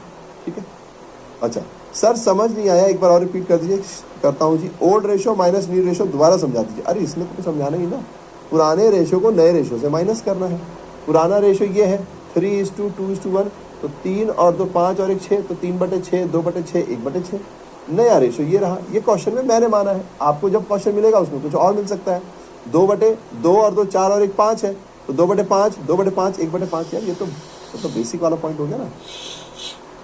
ठीक है, 24,000 कैसे आया सर, अरे 24,000 ये रेशियो है ना, तो 60,000 इंटू 2 2 4 और 1 5 है, तो 2/5, 5 से इसको काटोगे तो 12,000, तो 12 × 2 24,000, तो एक आध 24,000 बनता है। बी का भी यही रेशियो है 2 × 5, तो बी का भी 24,000 बनता है। सी का कितना है 1/5, तो 1/5 तो 12,000 को 1 से मल्टीप्लाई करोगे तो 12,000 ही आएगा। लीजिए, सिंपल है ये तो यार। सर सेक्रीफाइसिंग का मतलब, शगुफ्ता जी सेक्रीफाइसिंग का मतलब है कि आगे चलकर एक पार्टनर अपने प्रॉफिट का हिस्सा सेक्रीफाइस कर रहा है। देखिए पहले ये 3/6 के लिए था, अब ये 2/5 के लिए है। तो यानी ए आदमी जो है वो आगे चलकर जो प्रॉफिट का हिस्सा उसे पहले मिलता था अब उससे वो कम लेगा, और इसका रीजन कुछ भी हो सकता है, लेकिन वो अपने प्रॉफिट का हिस्सा छोड़ रहा है, बाकियों को दे रहा है, यानी सेक्रीफाइस कर रहा है, त्याग कर रहा है। ठीक है जी, त्याग। ठीक है सर, पहले तो मिल ही रहा था तो ज्यादा, अब बीसी को ज्यादा मिल रहा है तो क्या हो गया? सुप्रिया जी, पहले मिल रहा था का मतलब है कि अगर आपने बांट लिया तो मिल रहा है, नहीं बांटा तो। अब मैंने पुरानी मेहनत की, मान लीजिए आपने खूब मेहनत की पहले, ठीक है, और 1 लाख रुपए का प्रॉफिट कमा लिया। अब 1 लाख रुपए का प्रॉफिट कमाया, उसमें आपका हिस्सा बनता है 50,000 का। मैंने कहा अरे सुप्रिया यार, क्या अभी प्रॉफिट बांट रही हो, बाद में बांटना ना। आपने भी सोचा कि चलो ठीक है प्रॉफिट बाद में ले लेंगे, अपनी ही पार्टनरशिप में कहाँ जाएगा पैसा। अब आगे चल के मैंने रेशो बदल दिया। अब अगर आपको ध्यान नहीं रहेगा तो मैंने आपका वाला रेशो मैंने ले लिया, यानी मेरा रेशो अब उतना हो गया जितना पहले आपका था, तो 50,000 रुपये किसके हो जाएंगे? मेरे हो जाएंगे। तो आप कह दोगे कि हाँ ठीक है निक्कू भैया ही तो है, हाँ जाओ मेरा हिस्सा ले लो, क्या दिक्कत है? नहीं ना, आप कहोगे अरे अरे अरे निक्कू भैया, ये जो प्रॉफिट था ये तो पुराना प्रॉफिट था ना, तो पुराना प्रॉफिट तो पुराने रेशो में बांटो, जो मेरा हिस्सा था वो मुझे दो। अगर आप पुराने प्रॉफिट को अपने बिजनेस में ही रखोगे और जाके बाद में नया रेशो बना दोगे और नए रेशो में बांट दोगे तो आपको तो फायदा हो जाएगा। ये तो गलत है, मेरे साथ नाइंसाफी हो रही है ना। तो ये इसलिए हो रहा है। मिस्टेक कॉपी क्या है? आयु जी, मिस्टेक कॉपी का मतलब आप जब भी कभी कोई क्वेश्चन गलत करें तो उसे लिखें कि भैया ने इस क्वेश्चन को ऐसे किया, मैंने इस क्वेश्चन को ऐसे किया, मेरे से यहां गलती हुई, ताकि आपको मिस्टेक याद रहे। सर कॉन्सेप्ट समझा देते पर थ्योरी भी लिखा दीजिए। सर कॉन्सेप्ट ये अब इसमें मतलब क्या मैं एक एक लाइन जो बोल रहा हूँ उसे लिखूं? यार ये तो पॉसिबल नहीं कि जो मैं एक एक शब्द बोल रहा हूँ उसको लिखूं, है ना। अभी तो पहले मैं कॉन्सेप्ट, और पहले तो कॉन्सेप्ट ही समझते हैं यार। पेज नंबर 5 फिर से समझाना है सर। पेज नंबर 5 कौन सा है? Page number 5 MCQ। Page number 5 तो MCQ का होगा ना 5 में। अरे open when the capitals are fixed. Fixed capital में दोनों होते हैं ना यार, कैपिटल अकाउंट करंट अकाउंट, ये तो कुछ है नहीं, 2 प्रकार के अकाउंट होते हैं फिक्स्ड मेथड में। ये तो शायद आपने पहला चैप्टर नहीं पढ़ा क्या? चलिए अब प्लीज यार अपन यार डाउट सॉल्व करेंगे तो कब करेंगे? वैसे ही अपना कोर्स पीछे चल रहा है, please I am really sorry, but आप लोगों को मेहनत करनी पड़ेगी फिर, है ना। इसमें ऐसा कोई मुझे ऐसा क्लासिकल डाउट नहीं लगा है, कुछ ना कुछ जो डाउट है वो सब आपके कुछ ना कुछ कॉन्सेप्ट एरर की वजह से, है ना। सर एक बार एडजस्टमेंट करने के बाद न्यू रेशियो पे चले फिर बाद में एडजस्टमेंट नहीं ना होगा? नहीं जी, फिर बाद में क्यों एडजस्टमेंट होगा? अब आपने अभी एडजस्टमेंट कर लिया, सारा लेन देन हो गया, अब जब अगली साल की PNL बनेगी तो वो नए रेशियो में ही बटेगा। ओल्ड माइनस न्यू, ठीक है सर जी। 3/30 को 1/10 नहीं लिख सकते? लिख सकते हैं, कोई दिक्कत नहीं है, 1/10 लिख दो। तो अगर आप 60,000 को 1/10 करोगे तो 6,000 ही तो आएगा, है ना। बट होता क्या है कि ये ध्यान रखना पड़ता है ना, ये 3/30 है, इन दोनों का टोटल भी 3/30 होना चाहिए। अब आपने इसको 1/10 कर दिया और ये -2/30 है, तो इसको 1/15 कर दोगे, फिर ये 1/30 रहेगा, तो अजीब सा लगेगा ना। इसलिए सिमिलर डिनोमिनेटर के साथ दिखाया जाता है। ठीक है, अब और ऐसा तो मुझे कुछ लगा सर इसके नोट, ठीक है। तो 24,000 कैसे आया? ठीक है ज़रा सर आप प्लीज़ थ्योरी ऐड कीजिए नोट्स में। आपने गुडविल के फीचर्स के फैक्टर्स के मेथड्स का थ्योरी ही नहीं ऐड किया है नोट्स में, प्लीज़ सर। आप तो जानते हैं कि बिहार बोर्ड में थ्योरी इतनी इंपॉर्टेंट है और पहले आ भी चुका है ये सब। और ज़ायरा जी मैं समझा नहीं आपकी बात, थ्योरी ऐड कीजिए मतलब क्या? एवरेज प्रॉफिट का मतलब और ये सब? क्योंकि मैंने तो ऐसा कई क्वेश्चन नहीं देखा है कि एवरेज प्रॉफिट का मतलब क्या होता है। और कई बार क्या होता है हम बोलते हैं ना आपको एवरेज प्रॉफिट का मतलब है औसत लाभ, इसमें क्या होता है? तो जो मैं बोल रहा हूँ अगर आप कहोगे कि उसको लिख कर भी लेकर आओ तो चलो फिर इसको भी देख लेते हैं, ठीक है। लेकिन मेरे हिसाब से तो इतना तो अपन समझदार हैं, है ना। देखो अगर मैंने आपको बता दिया, आई एम रियली सॉरी अगर मैं कुछ गलत कह रहा हूँ, आप मुझे अपनी बात समझा देना आफ्टर द क्लास कमेंट में, तो मैं कमेंट में देखूंगा। मैंने कहा भाई A फॉर एप्पल होता है, ठीक है। अब बचपन में क्या होता है कि हम ये सब लिख लिख कर सिखाते हैं जब छोटा बच्चा होता है। अब तो आप 12वीं में हो ना, तो अगर मैंने आपको औसत लाभ क्या होता है, औसत विधि कैसे निकाली जाती है ना, या सुपर प्रॉफिट क्या होता है, तो मैंने बताया कि जब नॉर्मल प्रॉफिट से ज्यादा होता है तो उसे सुपर प्रॉफिट कहते हैं। अब आप चाह रहे हो कि इसको मैं लिख लिख कर भी दूं, तो वो फिर एक अलग पॉइंट है ना। तो ठीक है, इसको भी कर लेंगे, इसमें कोई ऐसी कोई दिक्कत की बात नहीं है। मैं आपको थ्योरी नोट्स अलग से भी दे दूंगा, ऐसा कुछ वो नहीं है। लेकिन मुझे लगता है कि अब आप 12वीं क्लास में हो तो ये तो आपको खुद भी आना चाहिए। देखो, जितना ज़्यादा आप टीचर पे डिपेंडेंट होगे उतनी प्रॉब्लम हो जाएगी। अगर आपके पास कोई बुक अलग से नहीं है तो फिर एक अलग कॉन्सेप्ट है, वरना एनसीईआरटी के नोट्स में भी है ये। अब आप बड़ी क्लासेस में हो थोड़ा सा तो यहाँ पे आपको देखना पड़ेगा, बट ठीक है, चलो मैं आपकी बात मान लेता हूँ, इसको कुछ कर सकते हैं अपन। सर हम हिंदी मीडियम से हैं और हमको अच्छे से समझ नहीं आ रहा। सर फर्स्ट चैप्टर अच्छे से समझ आया था बट गुडविल नहीं। सर आपसे छोटा सा रिक्वेस्ट है, आप एक बार पोल करवा दीजिए ना, कौन हिंदी मीडियम से है और कौन इंग्लिश से, उसके बाद हिसाब से पड़ेगा। विक्रम जी मैं इसको करा चुका हूँ और हमें पता भी है ना, बैकएंड की भी टीम होती है, इंग्लिश मीडियम के बच्चे ज़्यादा है, बट प्रॉब्लम ये नहीं है। हमारा मकसद है आपको भी समझाना, उनको भी समझाना। अगर यहीं पर विक्रम जी इतनी लंबी लाइन लिखी आपने, अगर आप यहाँ पर ये बात लिख देते कि आपको कौन सी मेथड समझ में नहीं आई। गुडविल का सिंपल मेथड होता है ख्याति। ख्याति का मतलब क्या है कि किसका कितना वर्चस्व है, किसका कितना नाम है, क्योंकि उसकी वजह से उसको एक्स्ट्रा पैसे मिलते हैं। बस खत्म, यही है गुडविल। मान लीजिए मेरे हाथ में ये रिमोट है, ये आप लेंगे, मैं कहूँगा 50 रुपये का है, पर यही अमिताभ बच्चन के हाथ में है तो इसका ऑक्शन होगा, हो सकता है कोई इसे 50,000 का ले ले। तो ये 50 रुपये से 50,000 रुपये का जो अंतर है ये क्या है, ये गुडविल है। इसको अकाउंट्स के टर्म में गुडविल कहते हैं, बहुत बेसिक से टर्म्स है। तो इतना बड़ा मैसेज लिखने के बजाय जो मैं आपको बता रहा हूँ, आधे से ज़्यादा बच्चा जब गलती करता है या उससे को कुछ समझ में नहीं आता तो सबसे पहले वो कारण खोजता है जो बेमतलब के होते हैं कि यार सर ना इंग्लिश ज़्यादा पढ़ाते हैं, अरे यार सर ना मेरे ऊपर ध्यान नहीं देते, ये कुछ लोगों का तो नाम लेते हैं, अरे यार सर ना लगता है आज मूड में नहीं है, अरे यार सर ना ये नहीं देख रहे कि भाई जो प्रॉब्लम है उसको बता दो, सॉल्व हो जाएगी। एवरेज प्रॉफिट मेथड नहीं समझ में आया है ना, औसत लाभ विधि या अति लाभ विधि, सुपर प्रॉफिट नहीं समझ में आया है ना, या कैपिटलाइजेशन मेथड समझ में आया, तो अगर आपको मेथड बताएंगे ना तो आपको बताया जा सकता है। अब चूहे की गुडविल तो मैंने हिंदी इंग्लिश दोनों में ही पढ़ाई है ना, चूहा, रैबिट, डॉग, कैट, ये सब तो हमने पढ़ाई ही की। तो मेरे हिसाब से हमने ऐसा कुछ भी नहीं कराया है स्पेशल विक्रम जी जो आपको ना समझ में आए हिंदी मीडियम होते हुए भी। अगर नहीं समझ में आता आप उसे बताओ, जो चीज़ ट्रिकी होगी ना वो मैं खुद भी मान जाऊंगा कि हाँ ये ट्रिकी है। ये चैप्टर सबसे हलवा चैप्टर है। ये अगर आपको नहीं आ रहा है तो या तो आप समझने में कहीं गड़बड़ कर रहे हो या आपके मन के अंदर कुछ और ही बातें चल रही हैं, उनकी वजह से आप समझने के बजाय उन्हीं पॉइंट्स को लेकर नकारात्मक है ना। तो इस बात का ध्यान रखें, आपने पूरी बात अपने अच्छे से रखी है, ऐसे ही इसी तरीके से आप अपना डाउट रखिए, आपको सॉल्यूशन जरूर मिलेगा। सर आप 3 एक्ट के बारे में बताए थे ना, तो एक बार और रिपीट बता दीजिए। आयुष जी नोट्स देखिए, टीचर बार बार रिपीट करेगा तो आपको कभी याद नहीं होगा। मेरा मकसद था, मैंने एक बार पढ़ाया, उस टाइम पे भी 2-3 बार पढ़ाया ही होगा, बार बार याद भी दिलाया होगा। अब मैं बार बार आपको याद दिलाऊंगा, लेकिन अगर मैं बार बार मैं ही बोलूंगा तो आपके दिमाग में नहीं रहेगा, आपके कान में रहेगा। यहाँ से यहाँ पहुँचने में बहुत टाइम लगता है बेटा, और यहाँ से यहाँ पहुँचने के लिए आपका पढ़ना जरूरी है। अगर आपको याद नहीं था तो आज ही जाओ वापस से वो नोट्स देखो, ताकि आपके यहाँ रहे, यहाँ नहीं। टीचर जब बोलता है तो चीज़ें यहाँ रहती हैं, जब स्टूडेंट खुद से करता है तो यहाँ पहुँचती है। यहाँ से यहाँ का सफ़र बहुत लंबा है। चलिए सर, सब थ्योरी का ठीक है, ठीक है सर। आपसे एक विनती है सर, आप जो पढ़ाते हैं वो लेंगे, वे अच्छा करिए सर, पढ़ाने का तरीका सर, और आप हिंदी में भी समझाइए।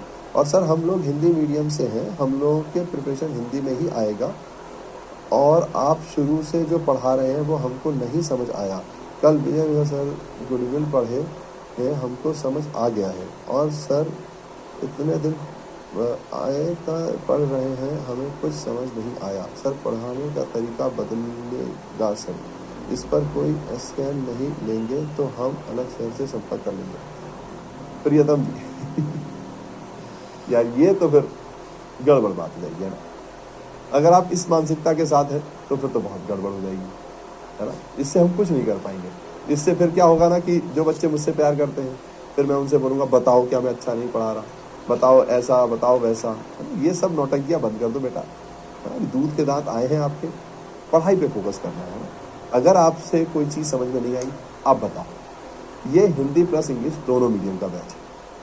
आप मुझे बस इतना बता दो कि ख्याति का मतलब अगर आपको नहीं पता और मैं आपको बता चुका हूँ तो फिर कैसे होगा। बाकी मैं कैसा टीचर हूँ मैंने आपको बता दिया। सीबीएसई में, आईसीएसई बोर्ड में, एएसबी बोर्ड में, सब में मेरे टॉपर्स हैं। अगर आपका मन करे ना, कभी दिमाग अगर आपका है आपके पास, तो आप इससे पहले हमारा चैनल था कॉमर्स वाला यूपी एंड बिहार बोर्ड, जिसको अब कॉमर्स यूपी बोर्ड कर दिया गया है, वहाँ पर टॉपर जाकर देखिए। एक भी बच्चा हिंदी मीडियम का नहीं है, एक भी बच्चा। मेरे लिए बहुत दुखदाई बात है, आपको नहीं फर्क पड़ेगा, मेरे लिए बहुत दुखदाई बात है कि एक बच्चा हिंदी मीडियम का टॉपर नहीं आ रहा हमारा। जितने बच्चे थे वो सब वो थे जिन्होंने सीबीएसई में हमसे इंग्लिश मीडियम में पढ़ा था। ये मेरे लिए हर्टफुल बात है। और जिन सर की बात कर रहा हूँ वो ऑफकोर्स पिछले साल पढ़ा रहे थे। सर बहुत अच्छे हैं, क्योंकि मैंने ही उनका इंटरव्यू भी लिया था। अब वो इस ऑर्गेनाइजेशन के साथ नहीं है, अलग बात है। तो सर बहुत अच्छे हैं, हर कोई अपनी जगह पे अच्छे से पढ़ा रहा होता है, ठीक है। परंतु ऐसी नौटंकी बिल्कुल नहीं। इस टाइप की नौटंकी करोगे तो आप कभी लाइफ में ग्रो नहीं कर पाओगे। प्लीज़ इस बात को समझो, मैंने पहले दिन से आपको क्लैरिटी से रखा है। आप मुझसे सवाल पूछो, मैं जवाब दूंगा। मेरी कोई बात आपको समझ में नहीं आई, आप डाउट में पूछिए, आपको टीम रिस्पॉन्स करेगी।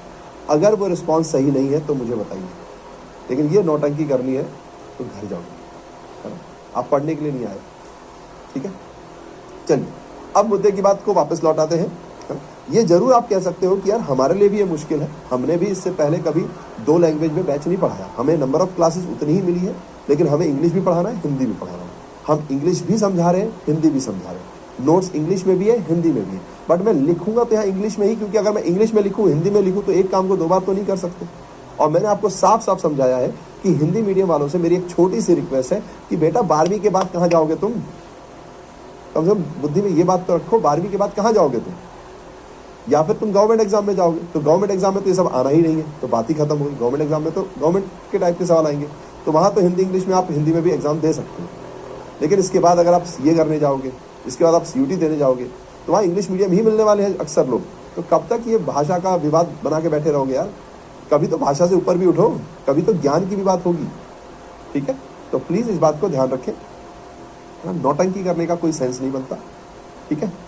और बाकी मैंने आप लोगों को मतलब मैं अपने मुंह से बताऊं कि हरियाणा स्टेट बोर्ड से 100 आउट ऑफ 100 है, आईएससी बोर्ड से 100 आउट ऑफ 100 है, आईएसई बोर्ड होता है एक, आईएससी पूछ लेना किसी, सबसे टफेस्ट बोर्ड होता है, वहां से 100 आउट ऑफ 100 है। ऑफकोर्स ये सारे इंग्लिश मीडियम में, हिंदी मीडियम में मैं पहली बार आया हूँ। इससे पहले मैंने राजस्थान बोर्ड में जरूर पढ़ाया हुआ है, 98 मार्क्स आए हुए हैं, मैं नहीं कहता वहाँ 100 आए हुए हैं। इससे पहले हमने जो बिहार बोर्ड पढ़ाया है उसमें भी 98 और 99 आए हुए हैं, 100 अब तक नहीं आया। इस साल मेरा लक्ष्य है कि मैं प्रॉपर हिंदी और इंग्लिश दोनों मीडियम यहाँ पढ़ा रहा हूँ, तो इस बार मेरा लक्ष्य है कि अगर 100 आए तो एक के नहीं आए, कम से कम 10 आए। अगर बच्चे जितने होंगे उस हिसाब से बात करेंगे, ठीक है। तो प्लीज़, है ना। रोशन जी कह रहे हैं जैसे जर्नल एंट्री हिंदी में समझाते हो, यही एक प्रॉब्लम है। अब मैं टीचर हूँ, मैं पढ़ा रहा था, मेरे 15-20 मिनट आपने खराब कर दिए, हम ऑलरेडी पीछे चल रहे हैं। अब आप मुझसे कह रहे हो कि भैया पहले इंग्लिश में एंट्री करो फिर हिंदी में एंट्री करो, ये कैसे पॉसिबल है यार। ये तो हमने भी मैनेजमेंट से कहा था कि या तो हिंदी का बैच एकदम अलग होना चाहिए, इंग्लिश का बैच एकदम अलग होना चाहिए। बट बात ये थी कि भाई यहाँ पर एक ही पॉइंट है कि बच्चों के भविष्य के बारे में सोचा गया कि यार बच्चे को हिंदी और इंग्लिश दोनों आने चाहिए, क्योंकि आगे चल के उसको इंग्लिश मिलनी है, और ये सबसे अच्छी बेनिफिट थी। लेकिन कुछ नकारात्मक लोगों का कुछ नहीं किया जा सकता, कुछ नहीं किया जा सकता, कुछ नहीं किया जा सकता। फिर आप अपनी मर्जी के मालिक हैं, आप जो चाहे वो करें, क्योंकि हम स्टूडेंट्स के लिए सब कुछ कर सकते हैं, लेकिन वो तभी कर पाएंगे जब आपकी समझदारी हमारे साथ हो। चलो अब आगे बढ़ रहे हैं ना, अब बस बहुत हो गया, ज़्यादा ज्ञान की बातें करेंगे तो हमारा फिर वही सिलेबस पीछे हो जाएगा, जो कि पीछे ही चल रहा है। चलिए प्लीज़ यहाँ ध्यान देंगे, चेंज इन पीएसआर, इसको मैंने हिंदी में समझाया भी था कि लाभ हानि अनुपात में परिवर्तन जब होगा तब, ठीक है जी। तो कैसे करेंगे, क्या करेंगे, है ना, ये सब हमको ध्यान देना है। तो सबसे पहला पॉइंट यहाँ पर ये होता है कि आपको 2 भागों को ध्यान रखना है। एक कि भैया अगर पुराना प्रॉफिट है तो पुराने रेशो में बांट दो, झंझट खत्म। बिल्कुल सही बात है आपकी, अगर पुराना प्रॉफिट पुराने रेशो में बांट देते तो झंझट ही खत्म है। लेकिन भैया अगर झंझट खत्म है तो फिर इतनी किताबें क्यों लिखी जा रही है, इतनी पढ़ाई क्यों की जा रही है? क्योंकि किसी ना किसी के मन में कुछ ना कुछ एक्स्ट्रा भी रहता है, कुछ ना कुछ अदर थिंकिंग्स भी रहती है। तो कुछ लोगों ने कहा कि यार अगर मान लो मैंने ये 60,000 का प्रॉफिट बांट दिया, समझना बात को, है ना, मैंने ये 60,000 का प्रॉफिट बांट दिया भैया जी, ठीक है, मैंने बांट दिया, नहीं एबीसी को दे दिया। तो अब एबीसी को अगर आपने उनके कैपिटल अकाउंट में दे दिया ना, तो वो पैसा निकाल के ले भी जा सकते हैं, वो अपने घर ले भी जा सकते हैं। तो इसलिए कई लोग ये सोचते हैं कि यार प्रॉफिट को ना बिजनेस में रहने दो, है ना, प्रॉफिट का कुछ हिस्सा बांट दो और कुछ हिस्सा बिजनेस में बचा के रखो। क्यों? क्योंकि अगर ये प्रॉफिट का 60,000 रुपये बिजनेस में बचा रहेगा तो यही 60,000 रुपये तो आप आगे चल के लगाओगे। आप खुद से सोचो कि आपने 1 लाख रुपए से बिजनेस शुरू किया और आपने मान लीजिए 50,000 कमाए, 50 के 50,000 उड़ा दिए, तो फिर अगली साल आपका बिजनेस तो 1 लाख से ही शुरू हो रहा है। तो आपकी बिजनेस की ग्रोथ कहाँ हुई? 50,000 का आपने प्रॉफिट कमाया, लेकिन आपके बिजनेस का ग्रोथ हुआ क्या? नहीं हुआ ना। तो कई लोग ये कहते हैं कि यार प्रॉफिट में कुछ भी प्रॉफिट होगा हमारा, मान लो पिछले साल हमने 2 लाख रुपए कमाए होंगे, उसमें से 1,40,000 पार्टनर ने आपस में बांट लिए, बाकी 60,000 बचा के रख लिए। क्यों? क्योंकि ये 60,000 बिजनेस में बचेंगे तभी तो अगली साल बिजनेस और ग्रो करेगा, बिजनेस में और अपॉर्चुनिटीज आएंगी तो मैं और पैसा लगा पाऊंगा। अगर सारा का सारा प्रॉफिट बांट दूंगा तो फिर मेरे पास तो उतना ही पैसा बचा जितना पहले साल बचा हुआ था। तो ये सोचकर कई बार क्या करते हैं लोग, प्रॉफिट को बिजनेस के अंदर रखते हैं पार्टनर को देने के बजाय। हालांकि ये पार्टनर का ही है, लेकिन वो बिजनेस के अंदर रखते हैं ताकि हम और इन्वेस्टमेंट करें। अगर आपके पास 1 लाख रुपए थे, आपने 50,000 रुपए का प्रॉफिट कमाया, 30,000 रुपए आप घर ले गए, 20,000 रुपए आपने बिजनेस में रखा, तो अब आपके पास कितने प्रॉफिट है? 1,20,000 है ना। 1 लाख कैपिटल और 50,000 का प्रॉफिट था, 30 घर ले गए तो बचे 20, तो अब आपके पास 1,20,000 रुपए है। तो अब आप 1,20,000 रुपए लगाओगे तो आपके प्रॉफिट और बढ़ने के चांसेस हो जाएंगे।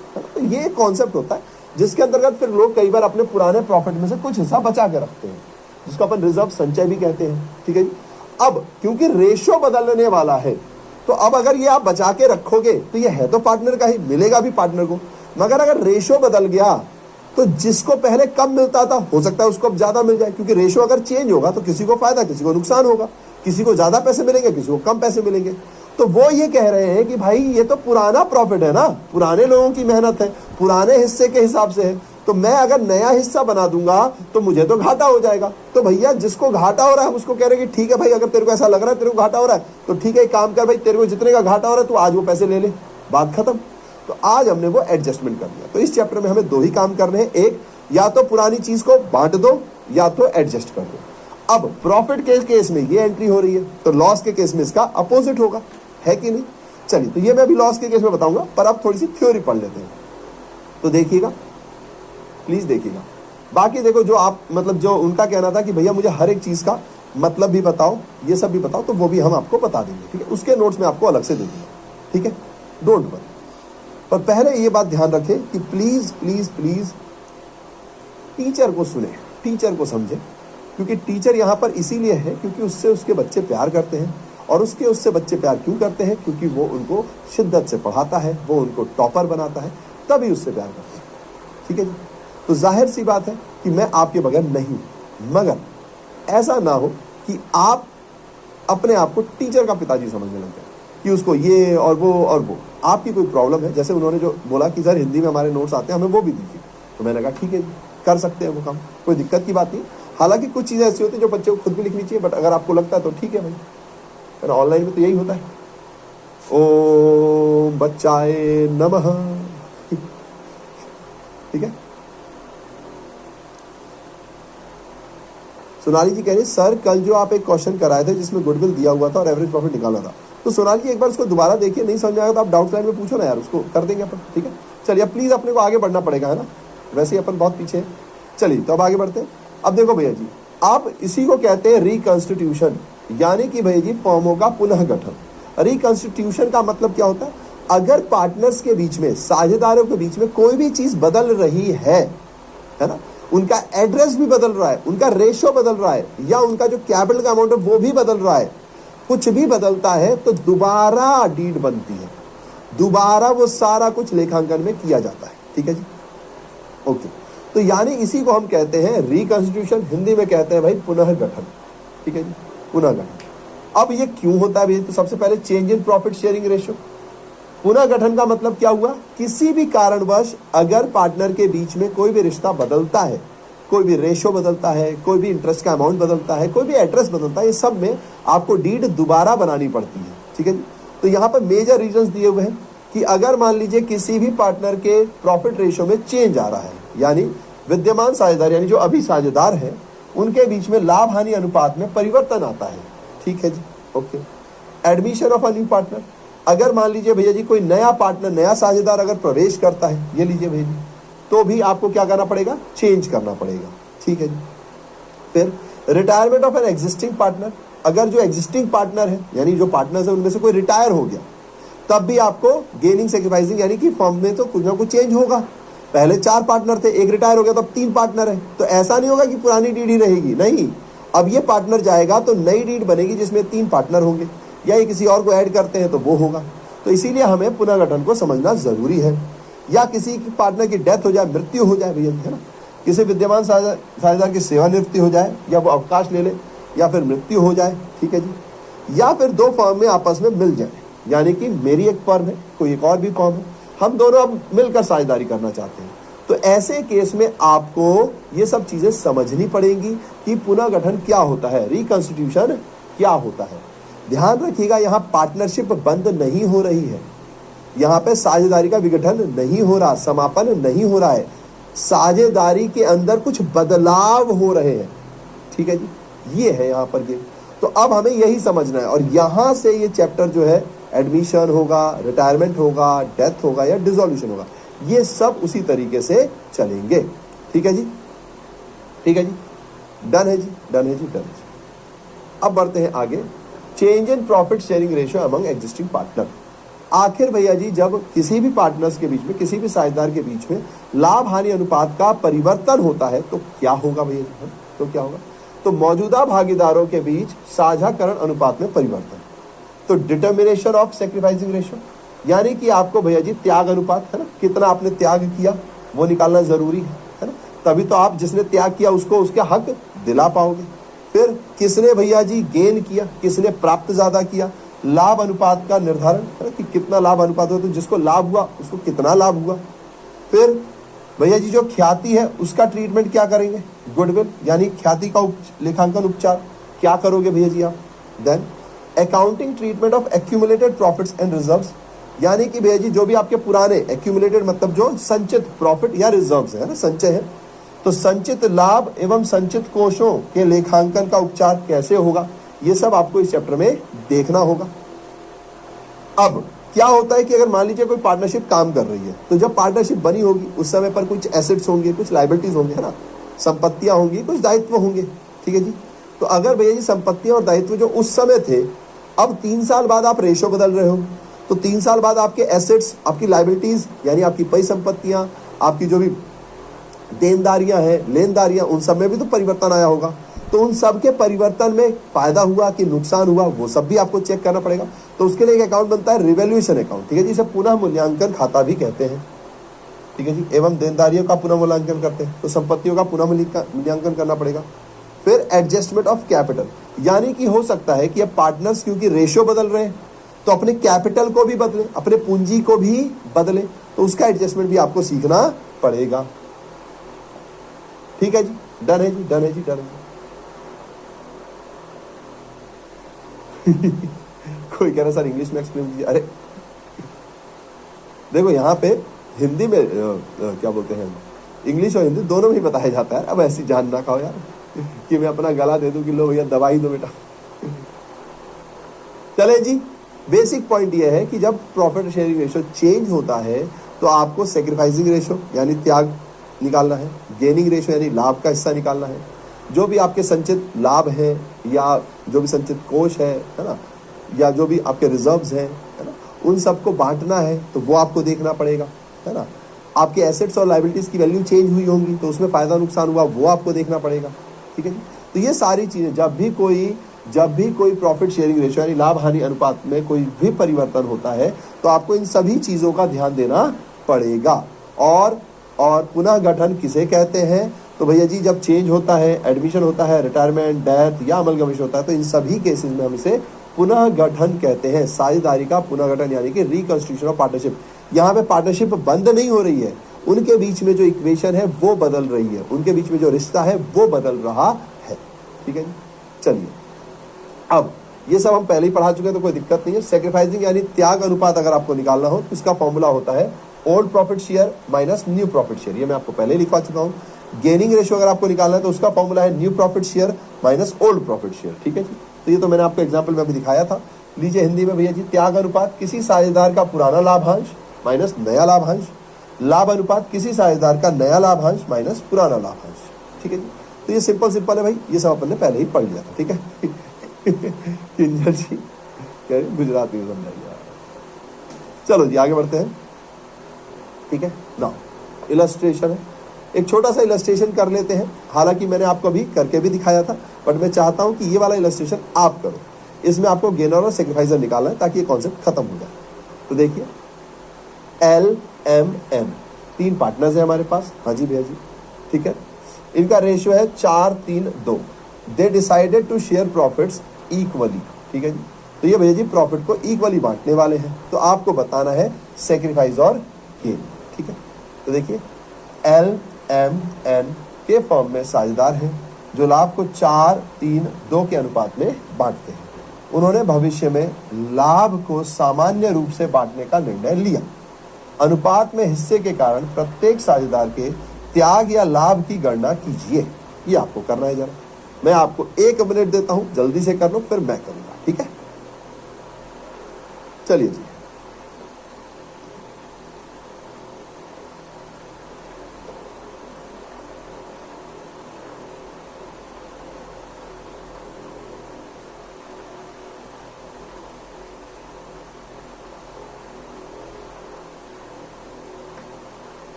सर एक बार चाहिए, अब देख लो जोक बनने लगे। यार आदमी कब सुधरेगा। देखो मैं ये जानता हूं कि जो एवरेज माइंडसेट है वो हमेशा लड़ने की ओर फोकस करता है और दूसरे पे इल्जाम लगाने की ओर फोकस करता है, और जो समझदार माइंडसेट है वो सीधा टॉप करता है। लेकिन प्रॉब्लम यह है कि हमें हर बच्चे को समझाना है। हो सकता है कभी हमारी गलती रहे, हो सकता है, क्योंकि हम कोई भगवान तो है नहीं, गलती हमसे भी हो सकती है। लेकिन लैंग्वेज को लेकर कोई मैसेज मत करो। आपको कोई कॉन्सेप्ट समझ में नहीं आया, आप डाउट पूछो। कोई चीज़ हिंदी में समझ में नहीं आई, आप ज़रूर पूछिए, है ना, अदरवाइज मजा नहीं। तो may I drink water? Yes you can, as I M.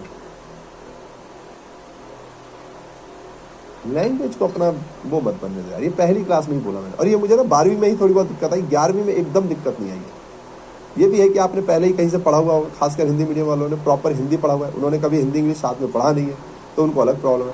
But आप देखो कभी कोई इंग्लिश वाले को ये प्रॉब्लम नहीं आती है कि सर आप हिंदी क्यों पढ़ा रहे हो, सिर्फ इंग्लिश पढ़ो।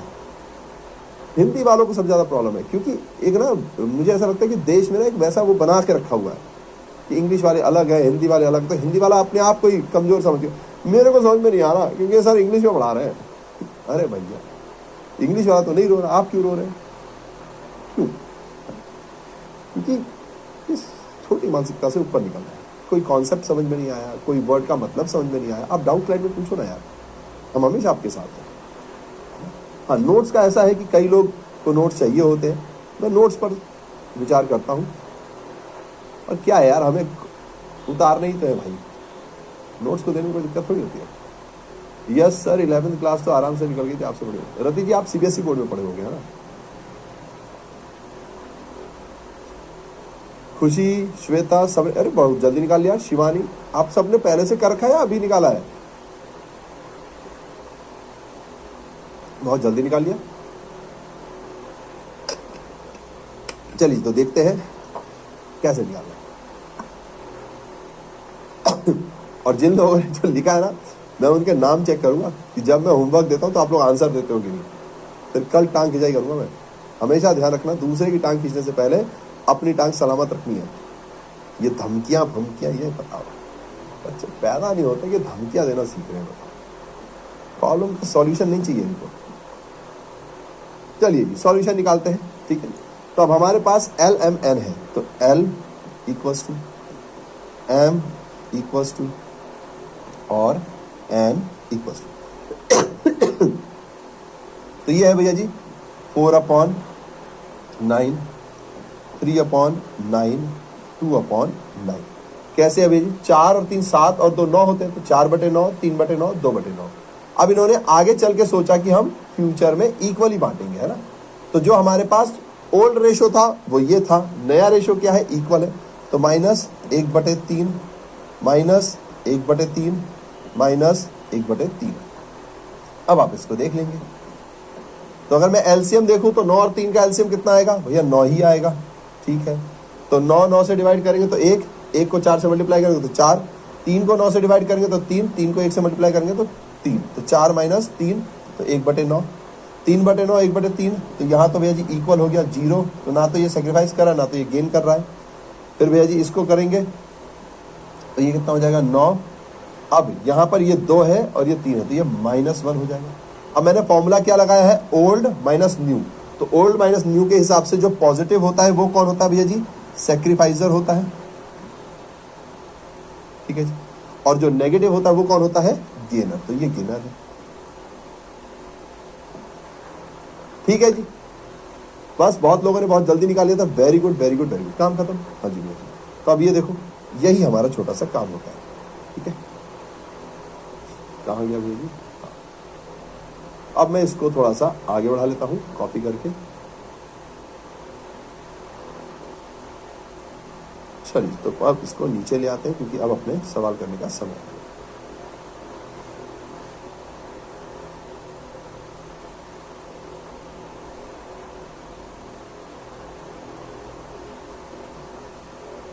चलिए जी, तो हमने प्रॉफिट के केस में तो समझ लिया। अब आएगा एक और ट्रिकी केस जो बच्चे की मानसिकता की वजह से उसको समझ में नहीं आता है। क्या भैया जी? तो देखिए, ये था हमारा इन केस ऑफ प्रॉफिट, है ना। ये क्या था हमारा? इन केस ऑफ प्रॉफिट,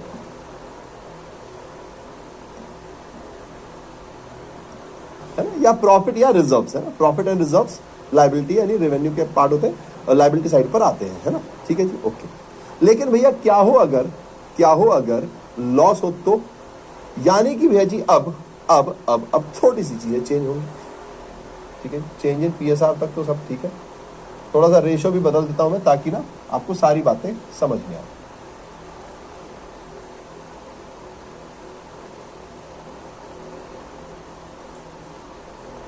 थोड़ा सा रेशो वेशो बदल देते हैं ताकि आपको अलग सा लगे, वरना कई बार क्या होता है बच्चों को सेम सेम लगता है तो वो और कंफ्यूज हो जाते हैं। देखिएगा मुझे, है ना, रेशियो चेंज करते हैं और अमाउंट भी चेंज कर लेते हैं।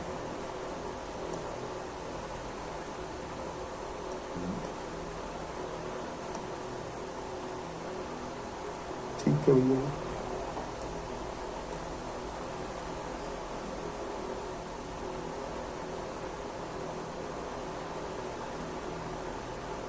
पता है दुनिया में सबसे बड़ी प्रॉब्लम यही है कि हेट रेट जल्दी फैलता है और लोग चाहते तो हैं कि उन्हें प्यार किया जाए मगर वो खुद किसी से प्यार करना नहीं चाहते। लोग चाहते तो है प्रॉब्लम सॉल्व की जाए लेकिन खुद नहीं करना चाहते। अलग है भाई। चलिए,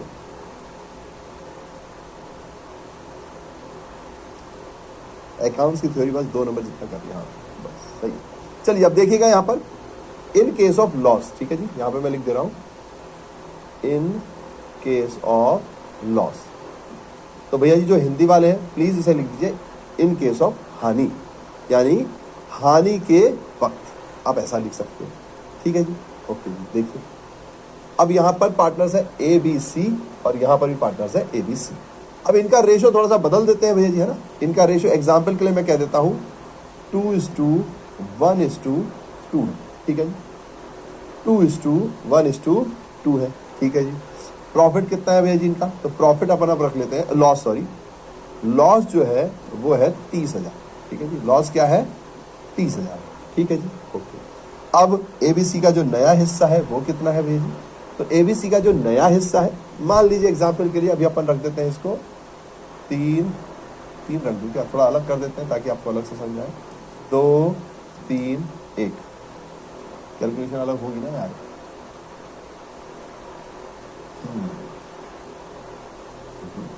हाँ, 2 3 1। ठीक है, डन है भैया। तो ये भी अलग है, ये भी अलग है। अब ये लॉस है भैया जी, तो समझना मेरी बात। लॉस का मतलब क्या हुआ? हानि। अगर आप खुद से सोचो, खुद से समझना इस बात को, अगर हानि हो रही है तो अगर मैं इस हानि को बांटना चाहूंगा तो कैसे करूंगा? तो ध्यान देना, हानि यानी डेबिट बैलेंस। हानि का मतलब होता है डेबिट बैलेंस। तो ये डेबिट रखा हुआ है मेरे पास। अब ये डेबिट बैलेंस पार्टनर को दिया जाएगा। तो बच्चा क्या सोचता है? पार्टनर को दिया जाएगा तो पार्टनर को मिलेगा तो उसकी कैपिटल बढ़ेगी। अरे नहीं दादा, अगर आप लाभ दोगे तो उसकी कैपिटल बढ़ेगी, अगर हानि दोगे तो उसकी कैपिटल घटेगी।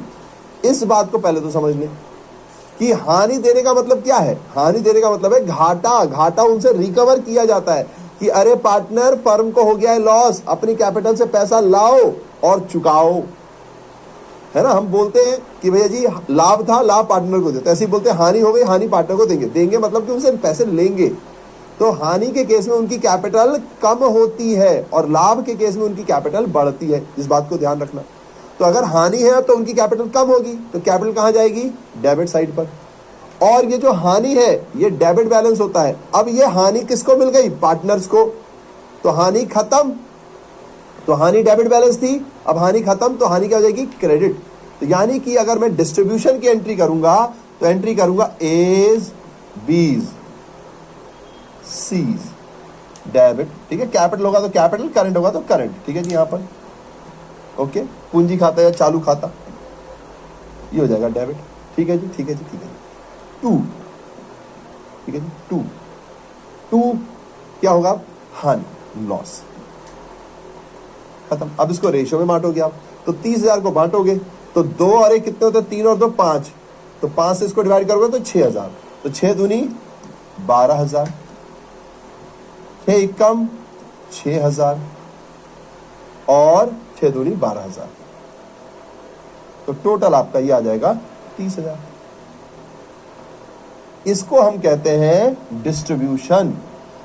लेकिन लाभ के केस में आप इसे डिस्ट्रीब्यूशन कहते हो, बांटना।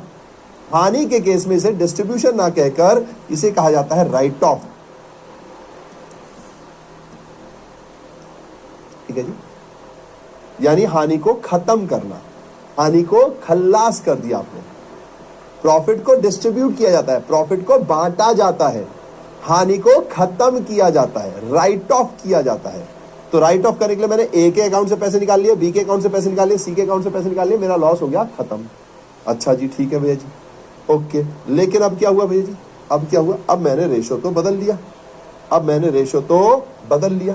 तो अगर भैया जी मैं इसको ऐसे ना बांटूं, अगर भैया जी मैं इसको ऐसे ना बांटूं तो फिर तो गड़बड़ हो जाएगी, गड़बड़ हो जाएगी। क्यों? क्योंकि भैया जी अगर मैं इस रेशो में बांटता हूं, इस हूं, तो आप खुद देखो लॉस में ए को कितना मिलेगा भैया जी? तो देखिए 2 और 3 5 और 1 6, 6,000 और 6 है, तो 30,000 को अगर आप 6 से डिवाइड करते हो तो आता है 5,000। ठीक है जी, इतना तो आता है ना। अब 5,000 इंटू 2 है ना, 2/6 से मल्टीप्लाई करोगे। भाई मैंने इसको डायरेक्ट कर दिया, भाई डायरेक्ट करना भी तो आपको आना चाहिए। अब ये मत कहना कि भैया 6 से डिवाइड करके 5 का 10 कहां से ला रहे हो? अरे इतना तो अपन ने सीख लिया ना भाई। 2/6 तो 30,000 इंटू 2/6 करोगे तो कितना आ जाएगा? 10,000 रुपए। तो ए के हाथ में आए 10,000, बी के हाथ में आए 2 इंटू 5 तो 15,000 और सी के हाथ में आए 5,000। ठीक है जी, अब ध्यान से समझना, आए मतलब इनको मिले नहीं है, इनके अकाउंट से माइनस होने चाहिए। बार बार ये गड़बड़ होगी आपसे, आप माइनस करना भूल जाओगे। ठीक है जी, अनडिस्ट्रीब्यूटेड लॉस रिटर्न ऑफ। हाँ जी, हाँ जी, हाँ जी, नरेशन यही होगा। नरेशन तो क्या है? लॉस, राइट ऑफ, बस खत्म। ठीक है, नरेशन में तो कोई दिक्कत नहीं है ना। ए को 10,000, बी को 15,000, सी को 5,000, ये उनके अकाउंट से लेंगे। अब देखो समझना भैया, पहले मैं ए के अकाउंट से कितने ले रहा था? 12,000 रुपए ले रहा था, और अब मैं कितने लूंगा? 10,000। तो मुझे एक बात बताओ, ए को फायदा हुआ कि नुकसान हुआ? जरा कमेंट में बताएंगे ए को फायदा हुआ कि नुकसान हुआ? कमेंट में बताएंगे ए को फायदा हुआ कि नुकसान हुआ? ठीक है,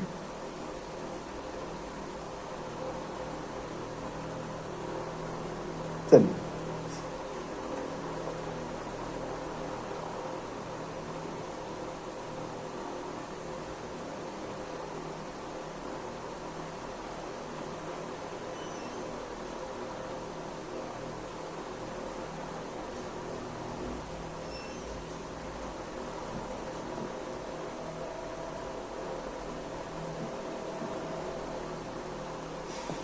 हाँ जी, क्या हुआ?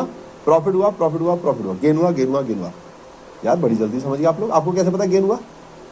अरे भैया देखो, पहले ए को, ये अगर आप सच में समझ गए हो ना, तो एक दिल है मेरा, एक दिल है आप सभी के लिए। अगर आप ये बात समझ गए हो कि भैया ए को पहले 12,000 देने थे, अब ए को 10,000 देने हैं, तो ए को फायदा हुआ है। अगर आप ये बात सच में समझ गए हो तो वेरी गुड यार। ये बात बच्चों के समझ में ही नहीं आती।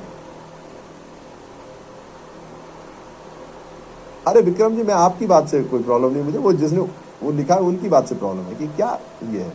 आपने हिंदी के लिए बोला, बिल्कुल ठीक है, कोई प्रॉब्लम नहीं है ना। बस मेरी आपसे एक ही रिक्वेस्ट है, आपको कोई पॉइंट समझ में नहीं आए, कोई कॉन्सेप्ट समझ में नहीं आए, आप डाउट स्लाइड पर पूछो। अगर वहाँ सॉल्व ना हो तो मुझे बताओ, है ना। पर क्योंकि यार हम भी हिंदी इंग्लिश करके हमें भी प्रॉब्लम आ रही है। लेकिन प्रॉब्लम यह है कि यार हमारे यहाँ जो रिसर्च टीम है उसने यही सोचा कि यार हमारे हिंदी के बच्चे टॉप पर नहीं आ रहे हैं, कोई तो वजह होगी। तो क्यों ना हम उन्हें हिंदी और इंग्लिश दोनों सिखाएंगे तो वहाँ फायदा होगा। दूसरा, हमारे यहाँ इंग्लिश के बहुत सारे बच्चे होते हैं जो प्रॉपर बिहार बोर्ड के होते हैं, वो सीबीएसई बोर्ड बैच लेते हैं, फिर वहाँ पर भी थोड़ा उनको ये रहता है कि यार हमारे कोर्स का हिसाब नहीं आ रहा, एनपीओ नहीं पढ़ाया जा रहा, ये नहीं हो रहा, वो नहीं हो रहा, तो वहाँ भी बच्चों को थोड़ी सी प्रॉब्लम आती है। तो क्यों ना वो बच्चे हमारा ये वाला बैच लें। अब यहाँ दोनों को सोच कर किया गया है। जाहिर सी बात है कि हो सकता है थोड़ा बहुत ऊपर नीचे हो, हमसे गलती हो सकती है, आप गलती बताओ, हम सॉल्व करेंगे। लेकिन ये सब लिखना, धमकी देना, ये सब तो मतलब बचकानी हरकत होती है। क्यों, तू जानता है मेरे पापा कौन है? अरे क्या बकवास बात है। अपन पर पढ़ाई के लिए आए हैं ना, पढ़ाई करेंगे, आगे बढ़ेंगे, कोई कमी है उसको सुधारेंगे, आगे बढ़ेंगे, है ना। ये हमारा मकसद होना चाहिए, बाकी तो ठीक है।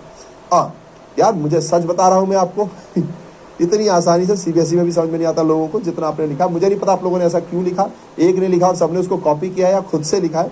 अगर आपने खुद से लिखा है तो वेरी गुड, ठीक है, बहुत बड़ी चीज है ये कि भैया जी यहाँ पर ए को 12,000 रुपए देने थे, लेने नहीं थे। क्यों? क्योंकि नुकसान हो गया था। अब ए को 12,000 रुपए देने थे, अब ए को सिर्फ 10,000 रुपए देने, तो ए को फायदा हो गया भैया जी। तो ए का कैपिटल अकाउंट कहां जाएगा भैया? डेबिट साइड पर। और बी को क्या हो गया भैया? बी को पहले 6,000 रुपए देने थे क्योंकि नुकसान 6,000 रुपए का था। अब बी के हाथ में नुकसान 15,000 का आ गया, तो नुकसान बी का बढ़ गया, तो नुकसान बी को हुआ है, बी को घाटा हो गया है। तो भैया जी बी जाएगा नीचे, 2 कैपिटल या करंट अकाउंट जो भी आप उस समय होगा, मैं अभी कैपिटल लिख दिया मैंने यहाँ पर, और फिर यहाँ पे सी इज कैपिटल अकाउंट। ठीक है जी। अब आप इसमें अमाउंट करोगे तो कैसे आ जाएगा? तो ए का 12 में से 10 माइनस किया तो ए को देने पड़ेंगे 2,000। टी के केस में भैया उसको 12,000 देने थे, ठीक है जी, और उसको अभी सिर्फ 5,000 देने पड़ रहे हैं, तो 7 और देने पड़ेंगे। और बी को 6,000 का घाटा होना चाहिए था और अब 15,000 का घाटा दिख रहा है, तो यानी कि 9,000 रुपए उसको एक्स्ट्रा मिलेंगे। ये आ जाएगा 9,000। अब भैया जी जरा इसको रेशो में बांट कर दिखा दो भैया जी, जरा इसको रेशो में बांट कर दिखा दो। ठीक है जी, तो ये लीजिए भैया जी, एक रेशो बना लेते हैं। तो अगर मैं ए के केस पे आता हूं तो ध्यान रखना ओल्ड माइनस न्यू रेशो है इस चैप्टर में, और एडमिशन में ओल्ड माइनस न्यू है। तो ओल्ड रेशो कितना है? 2/5 माइनस न्यू रेशो कितना है? 2/6।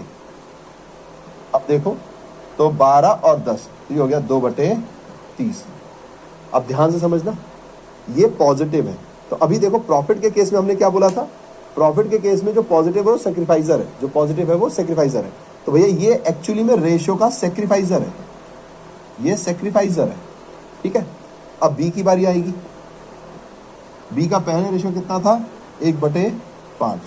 अब रेशियो कितना हो रहा है? 3/6। तो 30, ठीक है जी, 30 हो गया। तो 5 तो 6 और ये 15, तो 6 - 15 यानी 9/30। ये कौन है भैया जी? ये नेगेटिव है। नेगेटिव का मतलब क्या हुआ? ये गेनर है, तो GR। फिर भैया जी यहां पर सी का कितना था? 2/5 माइनस 1/6। तो 30, 6 और 2 12, 12 में से 5 माइनस करेंगे तो 7, 7/30। ये पॉजिटिव है, तो यानी ये भी क्या है? सेक्रीफाइजर है। ठीक है जी, तो यानी कि भैया जी ए भी सेक्रीफाइजर है, सी भी सेक्रीफाइजर है, और बी हमारा गेनर है। लेकिन जब मैं यहां एंट्री कर रहा हूं तो बी मेरा क्रेडिट साइड पे और ये मेरे डेबिट साइड पे। ऐसा क्यों? क्योंकि लॉस के केस में होता है उल्टा। लॉस के केस में सेक्रीफाइजर हमारा डेबिट साइड पर होता है, सेक्रीफाइजर हमारा डेबिट होता है और गेनर हमारा क्रेडिट होता है। अब बच्चों के दिमाग में बात बैठती नहीं है, ऐसा क्यों भैया? ऐसा क्यों है? प्रॉफिट के केस में आपने बताया कि गेनर डेबिट होगा, सेक्रीफाइजर क्रेडिट होगा।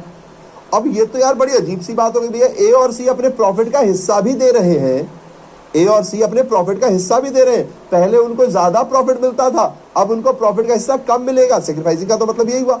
तो ये लोग ए और सी प्रॉफिट का हिस्सा भी बी को दे रहे हैं और अब पैसे भी बी को दे। तो जी हाँ, क्यों? क्योंकि मान लीजिए अगर कोई आपको विश दे रहा है तो आप ले लोगे क्या? नहीं ना, नहीं लोगे आप। ऐसे ही यहां पर जब ए और सी अपने प्रॉफिट का हिस्सा बी को दे रहे हैं तो वो हिस्सा तो प्रॉफिट का दे रहे हैं, लेकिन फर्म को तो लॉस है। तो अगर वो हिस्सा उसको देंगे तो फर्म को तो लॉस है, तो बी को लॉस लेना पड़ेगा। एक्चुअली बी को जो प्रॉफिट का हिस्सा मिल रहा है उसमें पैसे नहीं मिल रहे, उल्टा लॉस है तो लॉस में उसको पैसे देने पड़ेंगे। तो इसलिए ये रिवर्स केस है, रिवर्स केस है तो हमारे पास रिवर्स एंट्री होती है। तो आप ऐसे याद रख सकते हो कि गेनर टू सेक्रीफाइजर प्रॉफिट के केस में और लॉस के केस में सेक्रीफाइजर टू गेनर, ये तरीका याद रख सकते हो। डिस्ट्रीब्यूट करोगे तो partners capital account debit to loss, और अगर आप प्रॉफिट के केस में होगे तो profit and loss account debit to ABC। बस ये आपको एंट्रीज याद रखनी है। प्लीज ध्यान रखिए, हम थोड़ा सा पीछे चल रहे हैं बैच में, तो हमको थोड़े से क्वेश्चंस करने पड़ेंगे। ये एक क्वेश्चन मैं आपको होमवर्क दे रहा हूं, ठीक है। होमवर्क है, अगर firm decide to close the profit मतलब डिस्ट्रीब्यूट, ठीक है जी, यानी कि बांटना, और firm does not want to close मतलब कि एडजस्टमेंट, ठीक है जी। अब यहां पे दो अमाउंट है, एक 48,000 और एक 96,000, तो इन दोनों को इकट्ठा लेना है। इतना मैंने आपको हिंट दे दिया, तो ये आप होमवर्क करके आएंगे, क्योंकि अब हम अगले मंडे ही मिलेंगे, है ना, ठीक है। तो प्लीज आप इतना करके आएंगे। अब रिवैल्यूएशन रह गया, अभी अब अगले वीक देखते हैं। चलिए, तो कुछ क्वेश्चंस अब आपके होमवर्क के हैं। अब क्योंकि हम अगले वीक मिलेंगे तो आपके पास काफी टाइम है होमवर्क करने का, तो आप आराम से इन सबको होमवर्क में कर सकते हैं। तो अब ये सारे क्वेश्चन आपके होमवर्क में, काफी सारा होमवर्क होगा, ताकि हमारा पहला चैप्टर जो है वो खत्म हो जाएगा, है ना, ताकि पहले चैप्टर के MCQs अब हमारे पास बचे नहीं। बट प्लीज एक छोटी सी रिक्वेस्ट है कि हम थोड़ा ना कोर्स में पीछे चल रहे हैं, तो आप लोग प्लीज रिवीजन करके आइए, ताकि ना हमको ये वाली प्रॉब्लम खत्म हो जाए। थोड़े से इसमें कुछ क्वेश्चंस ट्रिकी होंगे, नहीं बनेंगे तो मैं मंडे को कराऊंगा ही आपको, है ना, तब अपन कर लेंगे, ठीक है। तो देखो, अकाउंटिंग ट्रीटमेंट तो हमारा हो गया, लेकिन रिवैल्यूएशन अकाउंट रह गया है, तो ये नेक्स्ट क्लास में करते हैं and revise the today's class. बस एक ही रिक्वेस्ट है आपसे, बार बार जो मैं आपसे कह रहा हूँ, देखो कोई भी परफेक्ट नहीं होता, हर कोई परफेक्ट बनने की कोशिश करता है ना। तो अगर लैंग्वेज का कोई इशू है तो आप मुझे बताइए, डाउट में पूछिए, हम आपकी मदद करेंगे, है ना। लेकिन ऐसा ना हो कि आप बार बार इन्हीं चक्करों में पड़े रहो कि यार भैया इंग्लिश ज़्यादा बोल रहे हैं, हिंदी कम बोल रहे हैं, या हिंदी ज़्यादा बोल रहे हैं, इंग्लिश कम बोल रहे हैं, क्योंकि उससे कोई सॉल्यूशन नहीं होता। इंग्लिश और हिंदी एक लैंग्वेज है अपनी बात को प्रेजेंट करने के लिए, वरना जिनकी जुबान नहीं होती वो भी जीवन जी रहे हैं, वो भी अपनी बात प्रेजेंट कर पाते हैं। तो लैंग्वेज को कभी भी लड़ाई का मुद्दा मत बनाइए, है ना। आपको कोई बात समझ में नहीं आई तो ये मेरी प्रतिबद्धता है ना, ये मेरा कर्तव्य है कि मैं आपको वो बात आपकी लैंग्वेज में समझाऊं, तो वो आप डाउट स्लाइड पे पूछो। और प्लीज किसी भी बहसबाजी में मत पड़ो, इससे जीवन में कुछ नहीं होता, ठीक है। चलिए, अब बाकी डाउट्स यार बाद में देखेंगे। मेरी 7 बजे क्लास है, अब मुझे जाना होगा, है ना। मंडे को मिलते हैं, हाँ जी बिल्कुल मिलते हैं यार। और हमारा मोटो है हैव स्मार्ट स्प्रेड स्मार्ट, इसको याद रखें, ठीक है जी।